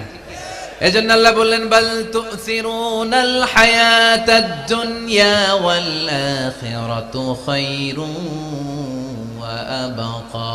তোমরা দুনিয়ার জীবনকে বড্ড বেশি প্রাধান্য দাও, কিন্তু জেনে রেখো, মনে রেখো, দুনিয়া আসল নয়, আসল ঠিকানা হলো মুমিনের আখিরাত। 2 নম্বর কনফার্মেশন, ওয়ালাল আখিরাতু খায়রুল লাকা মিনাল উলা। নবী হে, আখিরাত আপনার জন্য রেডি। 3 নম্বর কনফার্মেশন, ওয়ালা সাউফা ইউতিকা রাব্বুকা ফাতারদা। নবী হে, অচিরেই এমন এমন জিনিস আমি আপনারে দেব, এগুলো পেয়ে আপনি খুশি হয়ে যাবেন। সুবহানাল্লাহ পড়েন। Verily I'm gonna give you something that will make you happy. এমন এমন জিনিস আমি আপনার জীবনে দেব, এগুলো পেয়ে আপনি খুশি হবেন। নবী, আপনি হতাশ হবেন না, নবী আপনি নিরাশ হবেন না, নবী আপনি হাল ছাড়বেন না। আরে আমি তো আপনার সাথে আছি। সাথে আছে কে? বিপদে পড়লে বলবেন আমার সাথে আছে কে? রক্ষা করবে কে? বাঁচানোর মালিক একজন। চিল্লায় বলো, তিনি কে? পারবেন, পারবেন, বলতে পারবেন? কি বলবেন? সাথে আছে কে? আমাদের সাথে থাকে কে? এটাই আমাদের ভরসা, এটাই আমাদের বিজয়ের মাধ্যম, বিজয়ের গোপনতম রহস্য। বলে সাউফা ইউতিকা রাব্বুকা ফাতারদা। নবী হে, অচিরেই এত এত জিনিস আমি আপনারে দেব, আপনি খুশি হয়ে যাবেন। সুবহানাল্লাহ পড়েন। যেখানেই নবীর মন খারাপ, সেখানেই আল্লাহ তাআলা এমন কিছু নবীকে হাজির করে দেন, ওইটা পেয়ে নবী খুশি হয়ে যায়। কারণ নবী হচ্ছেন আল্লাহর বন্ধু, হাবিবুল্লাহ। ইব্রাহিম আলাইহিস সালাম, উনি ছিলেন খলিলুল্লাহ। ইব্রাহিম আলাইহিস সালাম আল্লাহর কি ছিলেন? কথা বলেন, খলিলুল্লাহ। আর আল্লাহ রাসূল সাল্লাল্লাহু আলাইহি ওয়াসাল্লাম হাবিবুল্লাহ। খলিল মানেও বন্ধু, হাবিব মানেও বন্ধু। খলিল মানে এমন বন্ধু যেই বন্ধু আল্লাহরে খুশি করার জন্য কাজ করে, আর হাবিব মানে এমন বন্ধু যেই বন্ধুরে খুশি রাখার জন্য আল্লাহ নিজেই কাজ করে। আল্লাহ রাসূল সাল্লাল্লাহু আলাইহি ওয়াসাল্লাম হচ্ছেন হাবিবুল্লাহ। আল্লাহ রাসূল সাল্লাল্লাহু আলাইহি ওয়াসাল্লাম কি? হাবিবুল্লাহ। যেখানেই আল্লাহ রাসূল সাল্লাল্লাহু আলাইহি ওয়াসাল্লামের মন খারাপ, আল্লাহ রাসূল সাল্লাল্লাহু আলাইহি ওয়াসাল্লামের মন ভালো করে দেয় কে? আল্লাহ রাসূলের মন ভালো করে দেওয়ার দায়িত্ব স্বয়ং নিয়েছে কে? মক্কায় আল্লাহ রাসূল সাল্লাল্লাহু আলাইহি ওয়াসাল্লামের মন খারাপ, মক্কার দাওয়াতি কাজ বেগবান করার জন্য আল্লাহ রাসূল সাল্লাল্লাহু আলাইহি ওয়াসাল্লাম কেঁদে কেঁদে আল্লাহর কাছে দোয়া করলেন, আল্লাহ মক্কার দুইজনের একজন যেন কালিমা পড়ে মুসলমান হয়ে যায়। তাহাজ্জুদের নামাজ পড়ে চোখের পানি ছেড়ে ছেড়ে আল্লাহর কাছে দোয়া করলেন, আল্লাহ আল্লাহুম্মা আইজ্জাল ইসলাম বি আহাব্বির রাজুলাইনি ইনদাক। আল্লাহ মক্কার দুইজনের একজনকে আমি চাই, দুইজনের একজন। আবি জাহাল ইবনে হিশাম, হিশামের বেটা আবু জাহেল, অথবা ওমর ইবনুল খাত্তাব, খাত্তাবের বেটা ওমর। আল্লাহ হয় আবু জাহেলরা আপনি ইসলামের ছায়া তলে আনেন, কিংবা ওমরে ফারুককে আনেন। আল্লাহ কার জন্য দোয়াটা কবুল করেছে? জোরে বলেন। তার কয়েকদিন পরে বিষ্ণু ঈসা ইসলাম আরকাম ইবনে দারিল আরকামের ঘরে বসে লুকিয়ে লুকিয়ে দাওয়াত দিচ্ছিলেন। ইন দ্য মিন টাইম ওমরে ফারুক নাঙ্গা তরোয়ার নিয়ে বিশ্বনবীর মাথা কাটার জন্য ছুটে আসলেন। সাহাবারা বললেন, নবী আপনি পালান, নবী আপনি পালান, ওমরে ফারুক আপনাকে হত্যার জন্য ছুটে এসেছে। বিশ্বনবী বললেন, তোমরা সরে যাও, দরজাটা খুলে দাও। আমার তো মনে হচ্ছে ওই যে তাহাজ্জুদের রাতে আমি দোয়া করেছিলাম, আজকে ওই দোয়া আল্লাহ কবুল করতে শুরু করেছে। সাইয়েদনা ওমরে ফারুক তখনও কালিমা পড়েন নাই। দৌড়ে এসে আরকাম ইবনে আবিল আরকামের ঘরের ভেতরে ঢুকে তলোয়ারটা জমিনের মধ্যে রেখে দিয়ে আওয়াজ করে আঙ্গুল তুলে বলতে আরম্ভ করলেন, আশহাদু আল্লা ইলাহা ইল্লাল্লাহ ওয়া আশহাদু আন্না মুহাম্মাদার রাসূলুল্লাহ। সুবহানাল্লাহ পড়ে কালিমা পড়ে মুসলমান হয়ে গেছে। বিশ্বনবী খুশি হয়ে গেলেন। ওয়ালা সাউফা ইউতিকা রাব্বুকা ফাতারদা। নবী যখনই আপনার মন খারাপ, আপনার মনকে আমি ভালো করে দিব, আপনারে খুশি করে দিব, চিল্লায় পড়তে হবে আল্লাহু আকবার। বিশ্বনবীর মন খারাপ ছিল। হঠাৎ সাইয়েদনা ওমরে ফারুকের ইসলাম গ্রহণের মধ্য দিয়ে বিশ্বনবীর মন ভালো করে দিল কে? আল্লাহ মন ভালো করে দিলেন। এবার ওমরে ফারুক বললেন, ইয়া রাসূলুল্লাহ, এই যে কোরআনের বাণী আপনি প্রচার করেন, আলাইসাল কোরআনু কিতাবুন হক, কোরআন কি সত্য কিতাব নয়? আপনারা আওয়াজ করে বলেন তো, আমাদের কোরআন কি সত্য কিতাব নয়? ইসলাম কি সত্য ধর্ম নয়? আল্লাহ কি আমাদের সঠিক রব নয়? তিনটা প্রশ্ন করলেন বিশ্বনবীকে। আপনাদের মতোই বিশ্বনবী বললেন, হ্যাঁ কোরআনও সত্য, ইসলামও সত্য, আল্লাহও সত্য। এবার ওমরে ফারুক বললেন, ফাফিমাল ইখতিফা, নবী তাহলে লুকিয়ে লুকিয়ে দাওয়াত দেন কেন? লুকিয়ে লুকিয়ে ঘরের ভিতরে কোরআন পড়েন কেন? আজকে থেকে আমি ওমর আপনার সাথে আছি। সুবহানাল্লাহ বলতে পারলেন না মজা করে? আমি ওমর আছি, দেখি কে আপনারে কি করে। বের হন ঘর থেকে।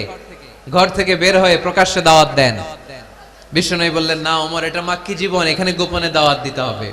ওমরে ফারুক বললেন, নবী তাহলে আমাকে একটা মিছিলের অনুমতি দেন। কিসের অনুমতি? আপনাদের চুয়াডাঙ্গায় মিছিল টিছিল হয় নাকি? হয় হয়। বিশ্বনবী বললেন, যাও, ঠিক আছে, মিছিলের অনুমতি দিলাম। মোট 11 জন তিনি পেলেন। হাতে গোনা অল্প কয়েকজন লোক কালিমা পড়ে মুসলমান হয়েছে। 11 জনকে নিয়ে ওমরে ফারুক 2 লাইন বানালেন, পেছনে 6 জন, সামনে 5 জন। দ্বিতীয় লাইনের নেতা বানালেন বিশ্বনবীর চাচা হামজা ইবনে আব্দুল মুত্তালিবকে। প্রথম লাইনের নেতা হলেন ওমরে ফারুক নিজেই। তারপরে এক বাক্যের একটা ভাষণ দিলেন। কয় বাক্যের? তিনি বললেন, মান আরাদা আন তাসকুলা উম্মু ইয়াতামা ওয়ালাদু তারমিলা যাওজাতুহু ফালিয়াসুদ্দানি। ওমরে ফারুক মিছিলের সামনে দাঁড়িয়ে মক্কাবাসীদেরকে শোনানোর জন্য বললেন, উদ্দেশ্য করে বললেন, কে আছো, কে আছো? মান আরাদা আন তাসকুলা উম্মু, কে আছো মায়ের বুক খালি করতে চাও? কে আছো সন্তানগুলোর ইয়াতিম বানাতে চাও? কে আছো মক্কায় স্ত্রীদেরকে বিধবা করতে চাও? বুকের পাটা থাকলে আমি ওমরের সামনে এসে দাঁড়াও। কেউ সামনে আসতে পারে নাই।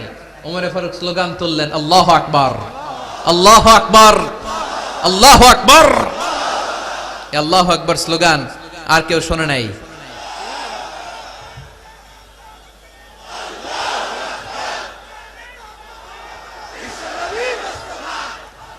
বালিশ হইলে খুব ভালো হতো, বালিশ হইলে ভালো হতো।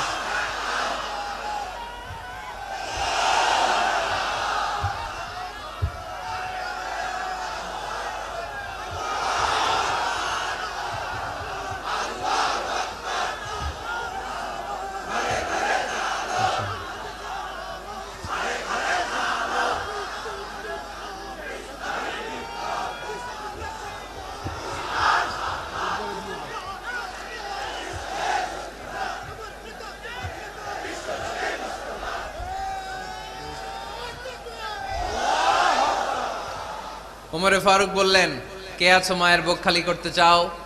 কে আছো সন্তানগুলোর এতিম বানাতে চাও?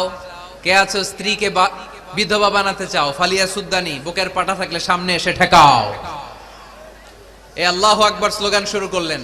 ওমরে ফারুক বললেন, কাবা ঘর যে ধরবো, কাবা ঘর ধরার আগ পর্যন্ত কেউ ওমরের মিছিল থামাতে পারবে। হঠাৎ মিছিল শুনে আবু জাহেল বেরোয় এলো, উতবা, শাইবা, ওয়ালিদ ইবনে মুগীরা, সব নেতা খেতারা বেরোয় আসলো। এসেই দেখে মিছিলের সামনে ওমর। মিছিলের সামনে কে? ওমরে ফারুককে দেখে সবগুলা দিছে দৌড়। মিছিল কেউ ঠেকাইতে পারে নাই। কাবার গিলাফ পর্যন্ত এই মিছিল চলেছে। চিল্লায় বলো আল্লাহু আকবার। ওমরে ফারুক এমন নেতা ছিলেন, শুধু আবু জাহেলই না, মুনাফিকরা ওমরে ফারুককে দেখলে ভয় পেত। এমনকি শয়তান, ইবলিস শয়তান ওমরে ফারুককে দেখলে আরেক রাস্তা দিয়ে হাঁটতো। আল্লাহ রাসূল বলতেন, মা সালাকা শাইতান সালিকান ফাজ্জান ইল্লা সালাকা ফাজ্জান গায়রা ফাজ্জিক। ওমর, শয়তান যদি তোমাকে এই রাস্তা দিয়ে আসতে দেখে, শয়তান এই রাস্তা রেখে দিয়ে আরেক রাস্তা দিয়ে হাঁটে। আবার আল্লাহ রাসূল সাল্লাল্লাহু আলাইহি ওয়াসাল্লাম বলেছেন, লা নাবিয়্যা বা'দি ওয়ালা রাসূলা, আমার পরে কোনো নবীও নাই, কোনো রাসূলও নাই, তবে লাউ কানা বা'দি নাবিয়্যুন লাকানা উমর, আমার পরে যদি নবী হওয়ার যোগ্যতা কারো থাকে, আমার সাহাবী ওমরের সেই যোগ্যতা আছে। পড়েন সুবহানাল্লাহ। প্রভু তুমি বলেছো রাসূল দেবে না, বলনি দেবে না ওমর, বলনি দেবে না হামজা তারিক, খালিদ বিজয় সমর। প্রভু তুমি বলেছো রাসূল দেবে না, বলনি দেবে না ওমর, বলনি দেবে না হামজা তারিক, খালিদ বিজয় সমর। প্রভু তুমি বলেছো রাসূল দেবে না। সুবহানাল্লাহ পড়েন। ওমরে ফারুক, ওরকম একটা ওমরের দরকার বাংলাদেশে। চিল্লায় বলেন ঠিক কিনা? ওই একটা ওমর যদি বাংলাদেশে থাকতো, টেন্ডারবাজি একদিনে বন্ধ হয়ে যেত। ওই এক ওমরে ফারুক যদি বাংলার জমিনে থাকতো, চাঁদাবাজি থাকতো না, নুসরাতের মতো কোনো মেয়েকে ধর্ষিত হওয়া লাগতো না, পেঁয়াজের দাম বাড়িয়ে সাধারণ মানুষের কষ্ট দেওয়ার সাহস কেউ করতো না, লবণের মতো নিত্য প্রয়োজনীয় জিনিসের দাম বাড়ানোর গুজব তোলার মতো সাহস কেউ পেত না। চিল্লায় বলো ঠিক কিনা? কোটি কোটি টাকার নোট ছিঁড়ে ছিঁড়ে কেউ পানির মধ্যে ফেলার সাহস তুলতো না। চিল্লায় বলো ঠিক কিনা? এক লোক তার স্ত্রীকে 100 তালাক দিল। কয় তালাক? আরো জোরে বলেন। এবার স্ত্রী এসে বিচার দিল, ওমরে ফারুক, আমার স্বামী আমার 100 তালাক দিস। ওমরে ফারুক বলেন, ঘটনা কি? তালাক দিবে 3 তালাক, তোমার স্বামী তোমার 100 তালাক দেয় কেন? স্বামীরে ডেকে নিয়ে আস। ডেকে নিয়ে আসা হলো, জিজ্ঞেস করা হলো, কিরে কয় তালাক দিলি? কয় 100 তালাক। ওমরে ফারুক বললেন, তালাক দিবা 3টা, 100 তালাক দিলা কেন? স্বামী বলে, মেজাজ খুব গরম আছিল। মেজাজ, আমাদের মাঝে মাঝে মেজাজ গরম থাকে না? সব তালাক দিয়ে ফেলায়। তুই তালাক, তোর মাও তালাক। কত বড় ডাকাইত! বউরেও তালাক দেয়, শাশুড়িরও তালাক মারে। আছে না নাই? আলহামদুলিল্লাহ চুয়াডাঙ্গা এরকম নাই। ওমরে ফারুক বললেন, দিবা 3 তালাক, 100 তালাক দিলা কেন? সে বলে, ওমরে ফারুক মেজাজ গরম ছিল। ওমরে ফারুক বললেন, তাই মেজাজ গরম ছিল? ঠিক আছে, আমি বিচার করতেছি। 3 তালাকে তোর বউ তালাক, বাকি 97 তালাক তোর পিঠের উপরে পড়বে। এরকম বিচার যদি বাংলার জমিনে থাকতো, কেউ আর এরকম ইসলামের কোন বিষয় নিয়ে কথা বলার, ধৃষ্টতা দেখানোর সাহস পেত? কোরআনকে গালি দেওয়ার সাহস পেত? আমার নবীর নামে কার্টুন বানানোর সাহস পেত? আমার নবীকে নিয়ে ফিল্ম বানানোর সাহস পেত? বিশ্ব নবীকে গালি দেওয়ার সাহস পেত?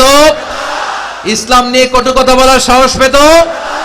আমরা সব বিষয়ে কথা শুনতে রাজি। আমার নবীরে গালি দিলে খবর আছে না নাই? আমার নবীর দিকে যদি কেউ বা হাত তুলে তাকায়, ওই বা হাত কেমন করে ভেঙে দিতে হয় সেটাও আমরা জানি। চিল্লায় বলো ঠিক কিনা? ইসলামের বিরুদ্ধে যদি কথা বলে, ওইটা আমরা সহ্য করি না। চিল্লায় বলেন ঠিক কিনা? আমার নবীরে গালি দিলে, আমার কোরআনকে গালি দিলে, আমার আল্লাহরে গালি দিলে, আমার ইসলামকে গালি দিলে আমাদের কলিজায় আগুন ধরে কি ধরে না? নবীকে গালি দিলে কলিজায় আগুন লাগে? কোরআনকে গালি দিলে কলিজায় আগুন লাগে? কার কার কলিজায় আগুন লাগে হাত তুলে আল্লাহর দেখা।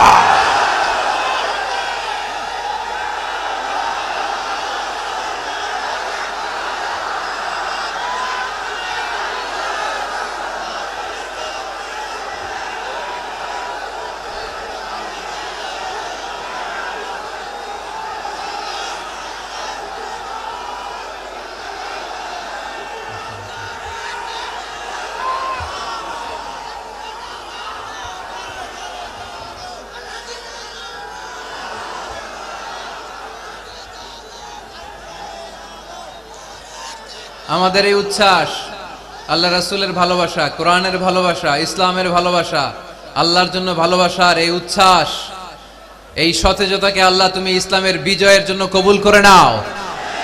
আমরা একটা ওমরের অপেক্ষায়, চিল্লায় বলেন ঠিক কিনা? ওই ওমরের মতো একটা নেতা হলে বাংলাদেশ সোজা হয়ে যাবে, চিল্লায় বলেন ঠিক কিনা? ওই ইমাম মাহাদির অপেক্ষায় আমরা আছি। 7 বছরের ব্যবধানে, 9 বছরের ব্যবধানে গোটা বিশ্বকে সাম্য, মৈত্রী, ভালোবাসা দিয়ে তিনি এক করে ফেলবেন, চিল্লায় বলে ঠিক কিনা? আমরা সেই ইমাম মাহাদির অপেক্ষায়। একজন ওমরই পারে গোটা বিশ্বটারে শান্তি, সাম্য, মানবতা আর ভ্রাতৃত্বের বন্ধনে অটুট রাখতে। সে ওমরে ফারুক যখন ইসলাম ধর্ম গ্রহণ করলেন, বিশ্বনবীর পেরেশানি দূর করে দিল কে? এজন্য আল্লাহ বললেন, ওয়ালা সাউফা ইউতিকা রাব্বুকা ফাতারদা। ও নবী, অচিরে এমন কিছু আমি আপনারে দান করব, এগুলো পেয়ে আপনি খুশি হয়ে যাবেন। সুবহানাল্লাহ পড়েন। যেখানেই নবী পেরেশান, ওইখানে নবীর মন ভালো করে দেয় কে? মক্কা থেকে 80 কিলোমিটার দূরে তায়েফের ময়দান। যারা হজ উমরা করেছেন তারা জানেন, প্রায় 80 কিলোমিটার দূর এই তায়েফের ময়দানে বিশ্বনবী পাহাড়ি পথ পাড়ি দিয়ে দাওয়াত দিতে গেলেন। তায়েফের লোকেরা কি নবীর দাওয়াতে সাড়া দিয়েছে? নবীকে পাথর মেরেছে, ঠিক কিনা? রক্তাক্ত করেছে 3টা জায়গায়। কয় জায়গায়? বিশ্বনবীর চাইতে সুন্দর মানুষ পৃথিবীতে ছিল? বিশ্বনবীর চাইতে সুন্দর মানুষ বর্তমানে পৃথিবীতে আছে? আমার নবীর চাইতে সুন্দর কোন সুপুরুষ কিয়ামত পর্যন্ত দুনিয়ায় জন্মগ্রহণ করবে? সাদা ধবধবে স্বচ্ছ শুভ্র মানুষ, এত সুন্দর মানুষ যার নুরানি চেহারা দেখলে মানুষ কালিমা পড়ে মুসলমান হয়ে যেত। বিশ্বনবীর চেহারা দেখে কাফির মুশরিকেরা কালিমা পড়ে মুসলমান হতো। আমার নবীর চেহারার মতো সুন্দর শুভ্র সাবলীল মানুষ দুনিয়ার বুকে দ্বিতীয়টা ছিল না। আমার ওই পেয়ারা নবীর গায়ে পাথর মেরেছে তায়েফের ছেলেরা। আমার নবীকে 3টা জায়গায় রক্তাক্ত করেছে, তারপরেও বিশ্বনবী তায়েফবাসীদের বদদুয়া দেয় নাই। খেয়ে না খেয়ে দিন প্রচারের কাজে নিজেকে দিয়েছ বিলিয়ে, তায়েফের কাফিরেরা চিনল না সে আলো, দুষ্ট ছেলেদের পিছু দিল লেলিয়ে। পাথরের আঘাতে ক্ষত বিক্ষত হয়ে সারা শরীর থেকে রক্ত ঝরে। এ রাসূল, তোমাকে ভুলি আমি কেমন করে? হে রাসূল, তোমাকে ভুলি আমি কেমন করে? হাজার ব্যথা বেদনার পরে ফিরে আসনি তুমি আপন ঘরে, দিনের আলো তুমি ছড়িয়ে দিতে চলে গেলে মদিনায় মক্কা ছেড়ে। হে রাসূল, তোমাকে ভুলি আমি কেমন করে? হে রাসূল, তোমাকে ভুলি আমি কেমন করে? ঠিক কিনা? ওই নবীকে ভোলা সম্ভব? ওই নবীর ভালোবাসা আমাদের হৃদয়ে আছে না নাই? বিশ্ব নবীকে 3টা জায়গায় আঘাত করল। এত শুভ্র সাবলীল সাদা দেহটা ছিঁড়ে ছিঁড়ে রক্ত বের হলো। বিশ্বনবী তায়েফবাসীদেরকে বদদুয়া দেয় নাই। বিশ্বনবী তায়েফবাসীদেরকে কোরআনের দাওয়াত দিতে গেলেন, তারা কোরআনের দাওয়াত মেনে নেয় নাই। বিশ্বনবী ওযু করলেন, গায়ের রক্তগুলোকে মুছে মুছে ফজরের সময় খেজুর বাগানের সামনে দাঁড়িয়ে ফজরের নামাজ শুরু করে দিলেন। বিশ্বনবী মন্ত্রমুগ্ধকর কণ্ঠ দিয়ে তেলাওয়াত করতে শুরু করলেন। ইন দ্য মিন টাইম বিশ্বনবীর পেছন থেকে একদল জিন বিশ্বনবীর কণ্ঠের কোরআন তেলাওয়াত শুনে কালিমা পড়ে মুসলমান হয়ে গেল। ফজরের সালাত শেষে আল্লাহ বিশ্বনবীর ডেকে বললেন, নবী আপনার মন খারাপ কেন? জিব্রাইল মারফত জানিয়ে দিলেন মন খারাপ কেন। বিশ্বনবী বললেন, 80 মাইল পথ পাড়ি দিয়ে তায়েফের ছেলেদেরকে দাওয়াত দিতে এলাম, তারা আমার দাওয়াত কবুল করে নাই। শুধু দাওয়াত প্রত্যাখ্যান করলে চলতো, আমাকে মেরে রক্তাক্ত করে তায়েফের জমিনকে লাল করে দিয়েছে। একটা ছেলে যদি কালিমা পড়তো আমার কলিজাটা ঠান্ডা হতো, আমার পরানটা ঠান্ডা হয়ে যেত। একটা ছেলেও কালিমা পড়ে নাই, পাথর মেরে আমারে রক্তাক্ত করেছে। কি ছিল আমার অপরাধ? ওদেরকে জাহান্নামের আগুন থেকে বাঁচানোর জন্য আমি তায়েফে এসেছি, একটা লোক আমার ডাকে সাড়া দেয় নাই। বিশ্বনবীর মন খারাপ। আল্লাহ ডেকে বললেন, নবী মন খারাপ করবেন না, হতাশ হবেন না। আপনি জানেন না, আপনি দেখেন নাই, আমি আল্লাহ দেখেছি। আপনি যখন দাঁড়িয়ে দাঁড়িয়ে ফজরের নামাজের তেলাওয়াত করছিলেন, আপনার সুমধুর কণ্ঠের তেলাওয়াত শুনে একদল জিন কালিমা পড়ে মুসলমান হয়েছে। সামি'না কুরআনান আজাবা ইয়াহদি ইলার রুশদি ফাআমান্না বি। বিশ্বনবী যখন কালামুল্লাহ মাজিদ থেকে দাঁড়িয়ে দাঁড়িয়ে তেলাওয়াত করছিল, জিন জাতি বিশ্বনবীর কণ্ঠের তেলাওয়াত শুনে পাগল হয়ে গেল। জিনেরা এরকম বাক্য শুনে নাই এর আগে। জিনেরা মিলাই, কিরে এটা তো কোনো মন্ত্র না। জিনেরা মিলাই, কিরে এটা তো কবিতা না। এত সুন্দর কথা কার বাণী? এটা আল্লাহর বাণী ছাড়া অন্য কোনো বাণী হতে পারে না। এই সুন্দর বাণী শুনে তারা কালিমা পড়ে মুসলমান হয়ে গেল। আল্লাহ বিশ্বনবীর আশ্বস্ত করলেন, নবী আপনার কষ্ট বৃথা যায় নাই। মুমিনের কষ্ট কি কখনো বৃথা যায়? আওয়াজ করে বলো, বৃথা যায়। নবী আপনি দাওয়াত দিতে এসেছিলেন দৃশ্যমান এক জাতি, মানব জাতিকে, তায়েফের মানব জাতিকে দাওয়াত দিতে এসেছেন। ওরা দাওয়াত কবুল করে নাই তো কি হয়েছে? অদৃশ্য জাতি, জিন জাতি কালিমা পড়ে মুসলমান হয়ে গিয়েছে। ওয়ালা সাউফা ইউতিকা রাব্বুকা ফাতারদা। নবী অচিরেই এমন এমন সুসংবাদ আপনারে শোনাবো, আপনি খুশি হয়ে যাবেন। বিশ্বনবী যখন শুনলেন তায়েফবাসী কালিমা পড়ে নাই, কি হয়েছে? জিন জাতি তো পড়ছে। বিশ্বনবী আবার খুশি হয়ে গেলেন। সুবহানাল্লাহ পড়ে। এইভাবে বিশ্বনবীর মন খারাপ হলে বিশ্বনবীর মন ভালো করে দেয় কে? মক্কার জমিনে বিশ্বনবীকে হত্যার ষড়যন্ত্র করা হলো। বিশ্বনবী আর থাকতে পারলেন না। বিশ্বনবীকে আল্লাহ বললেন, নবী আপনার জন্য আর গ্রিন সিগন্যাল নাই, মক্কা থেকে আপনাকে চলে যেতে হবে মদিনায়। আপনি চলে যান, আপনার বন্ধু আবু বকরকে নিয়ে হিজরত করে চলে যান। বিশ্বনবী চলে যাচ্ছিলেন আর মক্কার দিকে তাকিয়ে চোখের পানি ছাড়ছিলেন আর বলছিলেন, মক্কা তো আহাব্বুল বিলাদ ইলাইয়া, মক্কা আমার কাছে সবচাইতে শ্রেষ্ঠ শহর। লাউলা উখরিজতু লামা খারাজতু মিনহা, মক্কা থেকে যদি আমারে বের করে দেয়া না হতো আমি মক্কা থেকে বের হতাম না। আমার কথা কি আপনারা শুনতেছেন? অনেক রাত হয়েছে, এবার শেষ করে দেই। এত লোক যেতে কয়েক ঘন্টা লাগবে, পুরো চুয়াডাঙ্গা জেলা জ্যাম হয়ে যাবে। শেষ করে দিব নাকি আরো 2-1 মিনিট শুনবেন? শুনবেন? ঠিক আছে, তাহলে বসেন। রাসূল সাল্লাল্লাহু আলাইহি ওয়াসাল্লাম বললেন, মক্কা থেকে যদি আমার বের করে দেয়া না হতো আমি বের হতাম না। চোখের পানি ছাড়লেন। মাতৃভূমি ছেড়ে চলে যেতে হবে। আপনাদের জেলার নাম কি? আরো জোরে বলেন। চুয়াডাঙ্গারে বেশি পছন্দ করেন না বোধহয়, এজন্য আওয়াজটা জোরসে হয় নাই। আপনাদের প্রাণের জেলার নাম কি? চুয়াডাঙ্গা। জোর করে যদি চুয়াডাঙ্গা থেকে বের করে আপনারা সিলেটে পাঠায় দেয়, ভালো লাগবে? বিশ্বনবীকে মক্কা থেকে মদিনায় পাঠিয়ে দেয়া হলো। জন্মভূমি ছেড়ে বিশ্বনবী মদিনায় যাচ্ছেন, মনটা খুব খারাপ। প্রথম যখন মানুষ বিদেশে যায় এয়ারপোর্টে কাঁদে না? এয়ারপোর্টে গেছেন আপনারা? আহা, পরিবার পরিজনদেরকে কেঁদে কেঁদে অশ্রু সিক্ত নয়নে বিদায় দেয়। বিশ্বনবীও চোখের পানি ছেড়ে মক্কাকে বিদায় জানালো। মন খুব খারাপ, কিন্তু মদিনায় যেয়ে দেখে এলাহি কাণ্ড। মদিনার উপকণ্ঠে সানিয়াতুল ওয়াদা নামক জায়গায় আবাল বৃদ্ধ বনিতা দফ বাজিয়ে বাজিয়ে বিশ্বনবীরে ওয়েলকাম করতে শুরু করলো। তলাআল বাদরু আলাইনা মিন সানিয়াতিল ওয়াদা ওয়াজাবা শুকরু আলাইনা মাদআ লিল্লাহি দা আইয়ুহাল মাবউসু ফিনা جئت من أمر المطاع جئت شرفت المدينة مرحبا يا خير دا যারা পারেন পড়েন। طلع البدر علينا من ثنيات الوداع وجب الشكر علينا ما دعا لله دا পড়েন না আল্লাহু আকবার। এই বিশাল জনসমুদ্র দেখে তলাল বদরু আলাইনা আর দফ বাজাতে বাজাতে নবীকে ওয়েলকাম ইন রিসিপশন দেয়া হলো। এই মদিনার মানুষের ভালোবাসা দেখে মক্কা থেকে যে তিনি চোখের পানি ছেড়ে বিদায় নিয়েছেন, এই দুঃখের কথা বিশ্বনবী ভুলে গেলেন। বিশ্বনবীর মনকে আবার খুশি করে দিল কে? সুবহানাল্লাহ কইতে পারলেন না?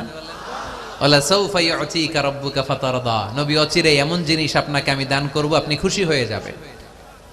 আবার বিশ্বনবী শুনতে পেলেন ওনার আগের পয়গম্বরদের বয়স ছিল কারো 1000 বছর, কেউ হায়াত পেত 2000 বছর, কেউ পেত 1500 বছর, তাদের উম্মতের মধ্যে থেকে কেউ বাঁচত 800 বছর, 700 বছর। বিশ্বনবী মনে মনে দুঃখ পেতে শুরু করলেন, হায় হায়, আমার উম্মতের গড় বয়স এত কম। আগের উম্মতেরা হায়াত পেয়েছে বেশি, ইবাদত করার সুযোগও পেয়েছে বেশি, আমার গুনাহগার উম্মতেরা হায়াত পাবে কম, তাই ইবাদতের সুযোগও তাদের কম। ঠিক কি না? আল্লাহ রাসূল সাল্লাল্লাহু আলাইহি ওয়াসাল্লাম ফরমান, আ'মার উম্মতি মা বাইনা 60 ইলা 70, আমার উম্মতের গড় বয়স 60 থেকে 70। 60 থেকে 70 এর মধ্যে আমার উম্মতের বেশিরভাগ লোক মারা যাবে। ওয়া আকাল্লুহুম মান ইয়াজুযু যালিক, হাতে গোনা অল্প কয়েকজনই 70 এর বেশি হায়াত পাবে। আপনাদের চুয়াডাঙ্গার কি অবস্থা? কত হায়াত পায় মানুষ? 80 বছর বয়স পেয়েছেন এরকম কেউ আছে নাকি আজকের মাহফিলে? 80 বছরের মুরব্বী কেউ আছেন? নাই। 70 বছর হায়াত পেয়েছেন কেউ আছে? হ্যাঁ, আছে আছে। 60 বছর বয়স আছে? 60 বছর আছেন। 50 আছে কার কার দেখি? 50। টরিক ভাইয়ের বয়স কত? শহীদ ভাই বয়স কত চলে? 50। মাশাআল্লাহ, আরো 50 বছর আল্লাহ বাঁচায় রাখুক। সবাই পড়ি আমিন। তো রাসূল সাল্লাল্লাহু আলাইহি ওয়াসাল্লাম চিন্তিত হলেন, হায় রে, আগের উম্মতেরা হায়াত পাইতো 1000 বছর, 1500 বছর, আমার উম্মত 60 থেকে 70 এর মধ্যে সব মরে যাবে, ওরা ইবাদত করার সুযোগ পেয়েছে বেশি, আমার উম্মতের কি হবে? সুবহানাল্লাহ কইবেন না? কি দরদ আমাদের জন্য, কি মায়ার নবী, কি দয়ার নবী। আমার নবীর চাইতে দয়ালু মানুষ পৃথিবীতে ছিল? আমার নবীর চাইতে বিশ্বস্ত মানুষ পৃথিবীতে আছে? আহমদ বড় বিশ্বস্ত, সে কোন বন্ধু বলো বেশি বিশ্বস্ত, সে কোন বন্ধু বলো বেশি বিশ্বস্ত, কার কাছে মন খুলে দেয়া যায়, কার কাছে প্রাণ খুলে দেয়া যায়, হওয়া যায় অতি আশ্বস্ত, তার নাম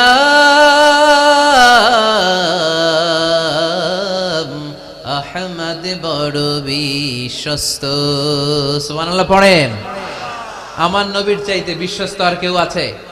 আমার নবীর চাইতে দিলদরিয়া আর কেউ আছে? আমার নবীর চাইতে দয়ালু কোন মানুষ পৃথিবীর জমিনে আছে?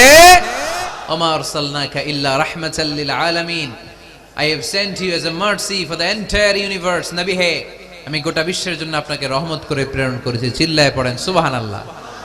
আবার বিশ্বনবী ফরমান, লিকুল্লি নবিয়িন দাওয়া মুস্তাজাবা, দুনিয়ার সব নবীকে আল্লাহ একটা করে বিশেষ দোয়া করার সুযোগ দিয়েছে। এই দোয়াটা করার সাথে সাথে এই দোয়াটা আল্লাহ কবুল করে নিয়েছে। আর দুনিয়ার বুকে যত নবী এসেছিল সব নবীরা তাদের দোয়াটা দুনিয়ায় শেষ করে ফেলেছে। ওয়া ইন্নী আখতাবিউ দাওয়াতি শাফাআতান লিউম্মতি ইয়াউমাল কিয়ামাহ, কিন্তু আমি আমার স্পেশাল দোয়াটা দুনিয়ার বুকে করি নাই, আমি কিয়ামতের দিন আমার উম্মতদেরকে সুপারিশ করার জন্য স্পেশাল দোয়াটা রেখে দিয়েছি। আমার নবী দোয়াটা রেখে দিয়েছে আমার জন্য, আপনার জন্য, আমাদের জন্য। বিশ্বনবী দোয়াটা করে নাই। সব নবী আল্লাহর পক্ষ থেকে কয়টা দোয়া পাইছে স্পেশাল? সবাই বলেন না? একটা। ওই দোয়া করার সাথে সাথেই কবুল হবে, একটা করে দোয়া। সব নবীরা ওই দোয়াটা দুনিয়াতেই করেছে, কোন নবী বাকি নাই। সব নবী দোয়াটা দুনিয়াতেই কাজে লাগিয়ে ফেলেছে, আমার নবী ছাড়া। আমার নবী কি দোয়াটা দুনিয়াতে করছে? দুনিয়ায় বিশ্বনবী বিপদে পড়েন নাই, ওই দোয়াটা করলেই বিপদ থেকে মুক্তি পেতেন। কিন্তু আমার জন্য, আপনার জন্য, আমাদের জন্য রেখে দিয়েছেন। কিয়ামতের দিন আমরা যখন বিপদে পড়ে যাব, আমাদেরকে বিপদ থেকে উদ্ধার করার জন্য বিশ্বনবী ওই দোয়াটা করে আমাদেরকে উদ্ধার করবে। চিল্লায় এখন সুবহানাল্লাহ। বিশ্বনবী কিয়ামতের দিন শুধু কাঁদতে থাকবে, আকাশের জলজলে সূর্যটা মাথার কাছে চলে আসবে, মাথার মগজগুলো ভাতের মাড়ের মতো গলে গলে নাকের ছিদ্র কানের ছিদ্র দিয়ে বেয়ে বেয়ে পড়বে। তৃষ্ণায় ক্ষুধায় জিহ্বাটা বের হয়ে কুকুরের মতো নাভিস্থল পর্যন্ত ঝুলতে থাকবে। জমিনটারে তামার জমিন বানিয়ে দেয়া হবে। সবাই শুধু বলবে ইয়া নফসি ইয়া নফসি, আল্লাহ তুমি আমারে বাঁচাও। ওলিরা বলবে ইয়া নফসি, শহীদরা বলবে ইয়া নফসি, নবীরা বলবে ইয়া নফসি, উম্মত বলবে ইয়া নফসি। সবাই বলবে আল্লাহ তুমি আমারে বাঁচাও, আল্লাহ তুমি আমারে বাঁচাও, আল্লাহ তুমি আমারে বাঁচাও। ঠিক ওই মুহূর্তে বিশ্বনবী প্যারা নবী মাকামে মাহমুদে সেজদায় পড়ে কাঁদবে।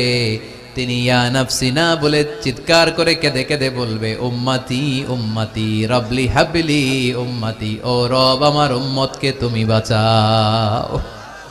পুরো কিয়ামত জুড়ে চিৎকার ইয়া নফসি, আল্লাহ আমারে বাঁচাও। বিশ্বনবী বলবে ইয়া উম্মতি, আল্লাহ উম্মতরে বাঁচাও। সুবহানাল্লাহ পড়বেন না? বিশ্বনবী মাথা তুলবেন না। রব্বুল আলামিন সাইয়েদনা জিবরাইল আলাইহিস সালামকে পাঠাবেন, জিবরাইল যাও নবীকে জিজ্ঞেস করো ইয়া নবী আল্লাহি মা ইউবকি, কেন আপনি কাঁদেন? বিশ্বনবী মাথা তুলবেন না, সিজদারত অবস্থায় উত্তরে বলবেন উম্মতি উম্মতি, আল্লাহ আমার উম্মতের কি হবে আপনি বলেন, আমার উম্মতরে আপনি বাঁচান। সাইয়েদনা জিবরাইল এসে বলে ও মাবুদ, আপনার নবী বলে উম্মতের কি হবে, উম্মতের কি হবে? আল্লাহ বলেন জিবরাইল আমার নবীরে যে বলো ইন্না সানুরদিকা ফি উম্মাতিক ফালা নাসুক। আমি আমার নবীর দুনিয়ার বুকে যখন মন খারাপ ছিল তখন যেমনি মন ভালো করে দিয়েছি, আজকেও আমার নবীর উম্মতের ব্যাপারে এমন একটা ঘোষণা আমি দেব, এই ঘোষণা শুনে আমার নবী খুশি হয়ে যাবে।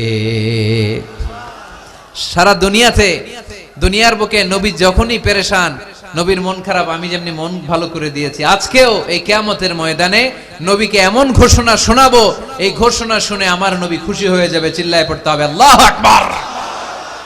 আল্লাহ তখন বলবে নবী মাথা তোলেন, মাথা তোলেন, ইরফা রাসাক, নবী মাথা তোলেন, সাল তুতা, আপনার কান্না আমার সহ্য হয় না, সাল তুতা, যা চাবেন তাই দেব। ইশফা তুশাফা, যার ব্যাপারে আপনি আজকে সুপারিশ করবেন তার জন্য আমি সুপারিশ কবুল করে নেব।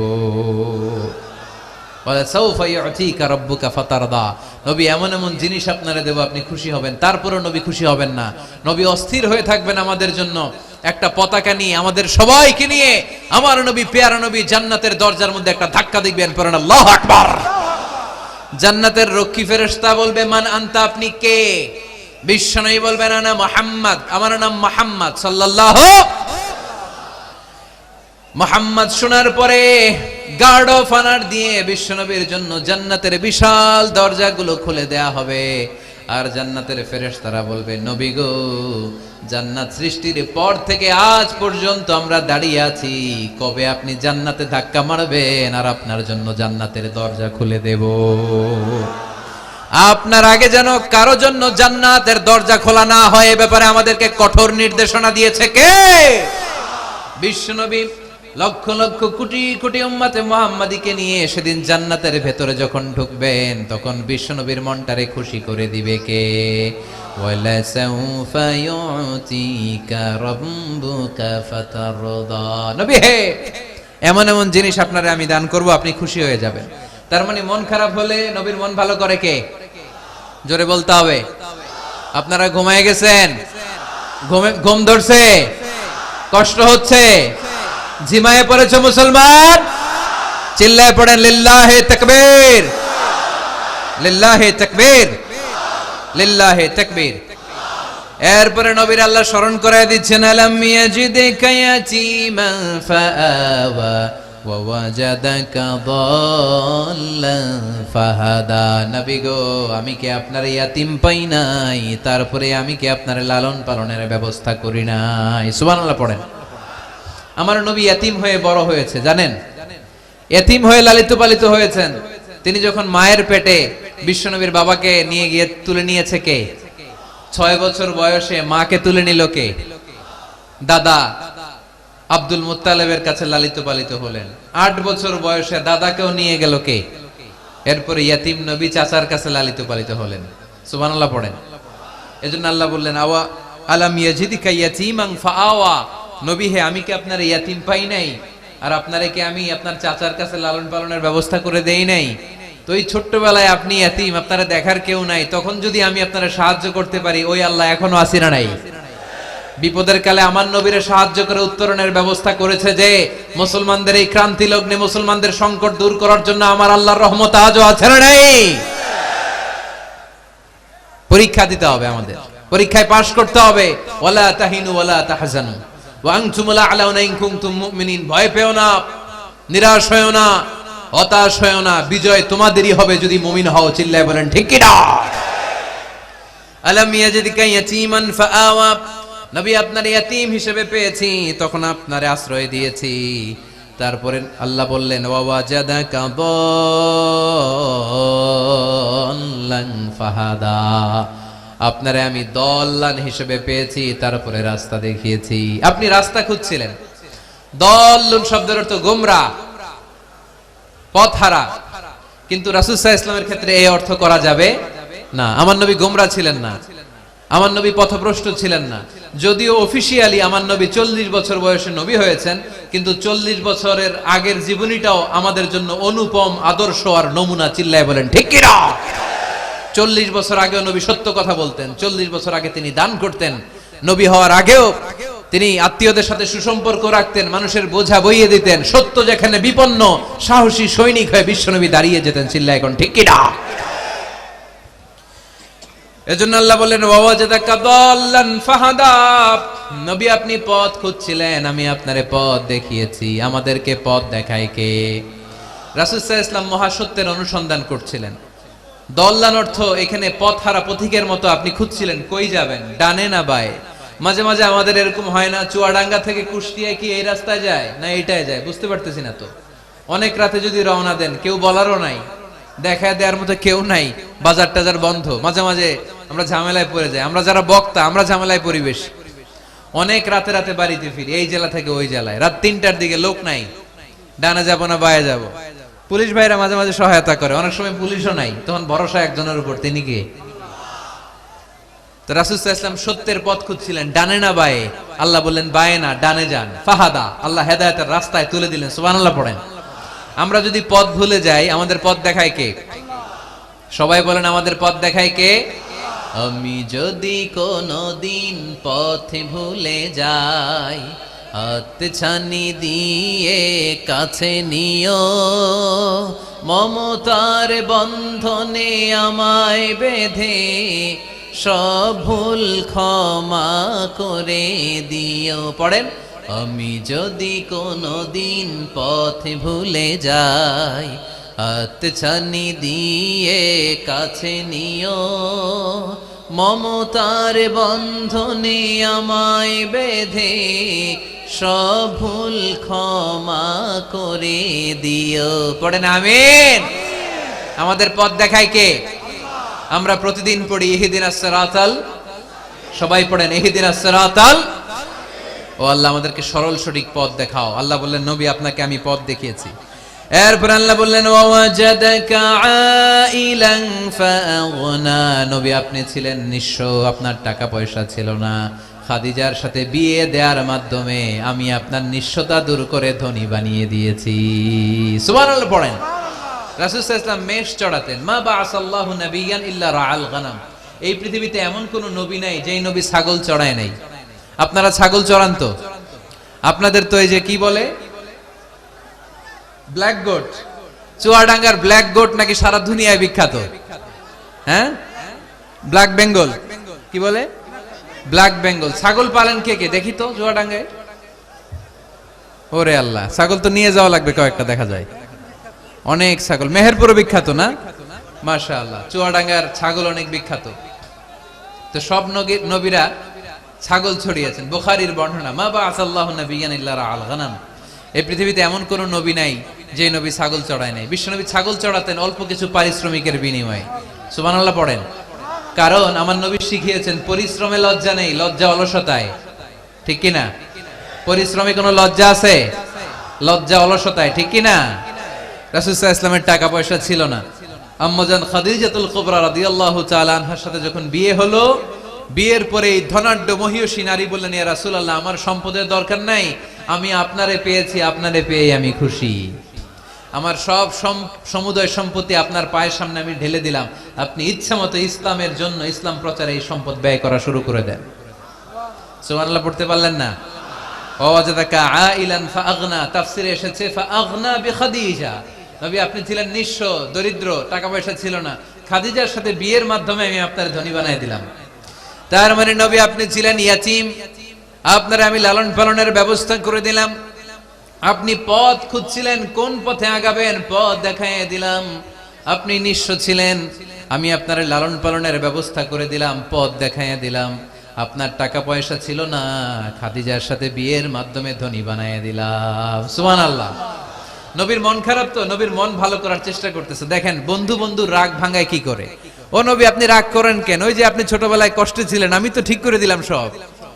ও নবী আপনি পথ খুঁজতেছিলেন, বিপদে ছিলেন, আমি তো পথ দেখাই দিলাম।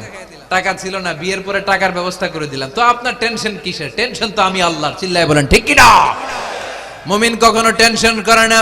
মুমিন তার সব কিছু ন্যস্ত করে দেয় একজনের উপর, তিনি কে? এবার বিশ্বনবীকে 3টা কর্মসূচির ঘোষণা দিয়ে আল্লাহ সূরাটা শেষ করবেন। কর্মসূচি 3টা শুনতে মনে চায়? এই কর্মসূচি 3টা পকেটে করে বাড়িতে নেওয়া যাবে? উত্তর হয় নাই, আওয়াজ হয় নাই। এই 3 কর্মসূচি নিয়ে আজকে বাড়িতে ফিরতে যাই, পারা যাবে? কর্মসূচি নাম্বার 1, আল্লাহ বলেন ফাআম্মাল ইয়াতীমা ফালা তাকহার।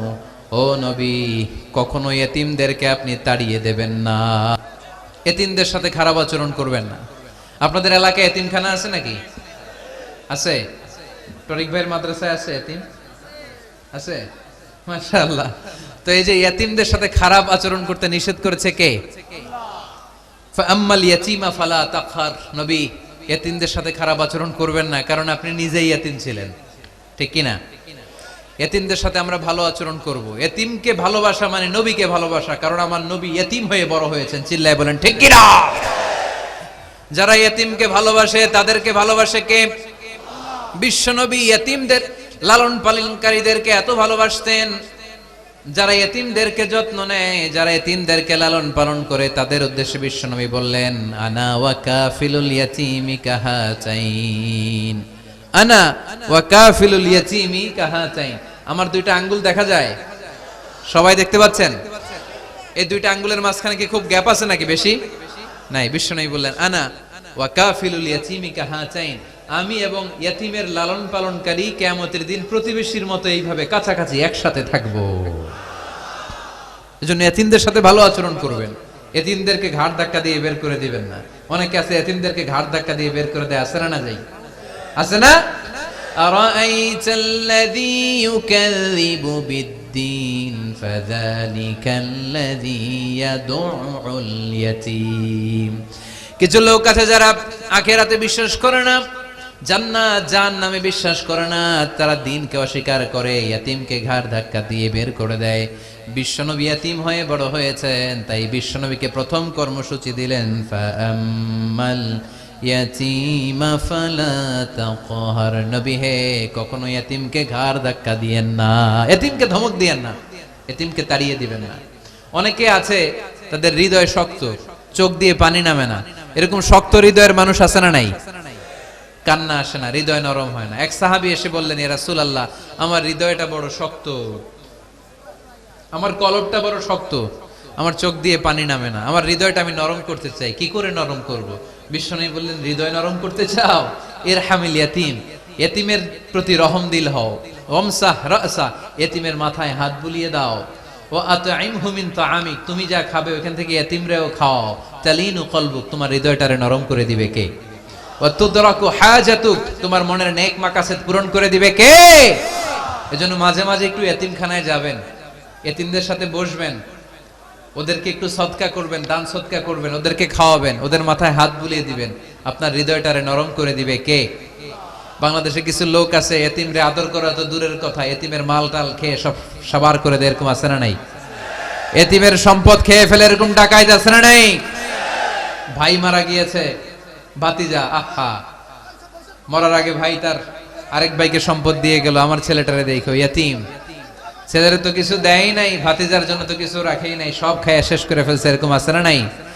আল্লাহ বললেন খবরদার এতিমের সম্পদ মেরে দিও না, এতিমের সম্পদ খেয়ে ফেলো না। যারা এতিমের সম্পদ অন্যায় ভাবে খাও, তারা পেটে এতিমের সম্পদ ঢুকাও নাই, জাহান্নামের আগুন পেটে ঢুকিয়েছো। ঠিক কিনা? আল্লাযীনা ইয়াকুলুনা আমওয়ালাল ইয়াতামা যুলমান ইন্নামা ইয়াকুলুনা ফী বুতুনিহিম নারা ওয়া সায়াসলাউনা সাঈরা। যারা এতিমের সম্পদ অন্যায় ভাবে খায়, তারা এতিমের সম্পদ খায় নাই, খেয়েছে জাহান্নামের আগুন। কার কথা? আরো জোরে বলেন, কার কথা? এজন্য আমরা এতিমের সাথে খারাপ আচরণ করব না। চুয়াডাঙ্গার সম্পদশালী ভাইয়েরা এতিমের সাথে ভালো আচরণ করেন, এতিমের মাথায় হাত বুলিয়ে দেন, এতিমকে খাওয়ান।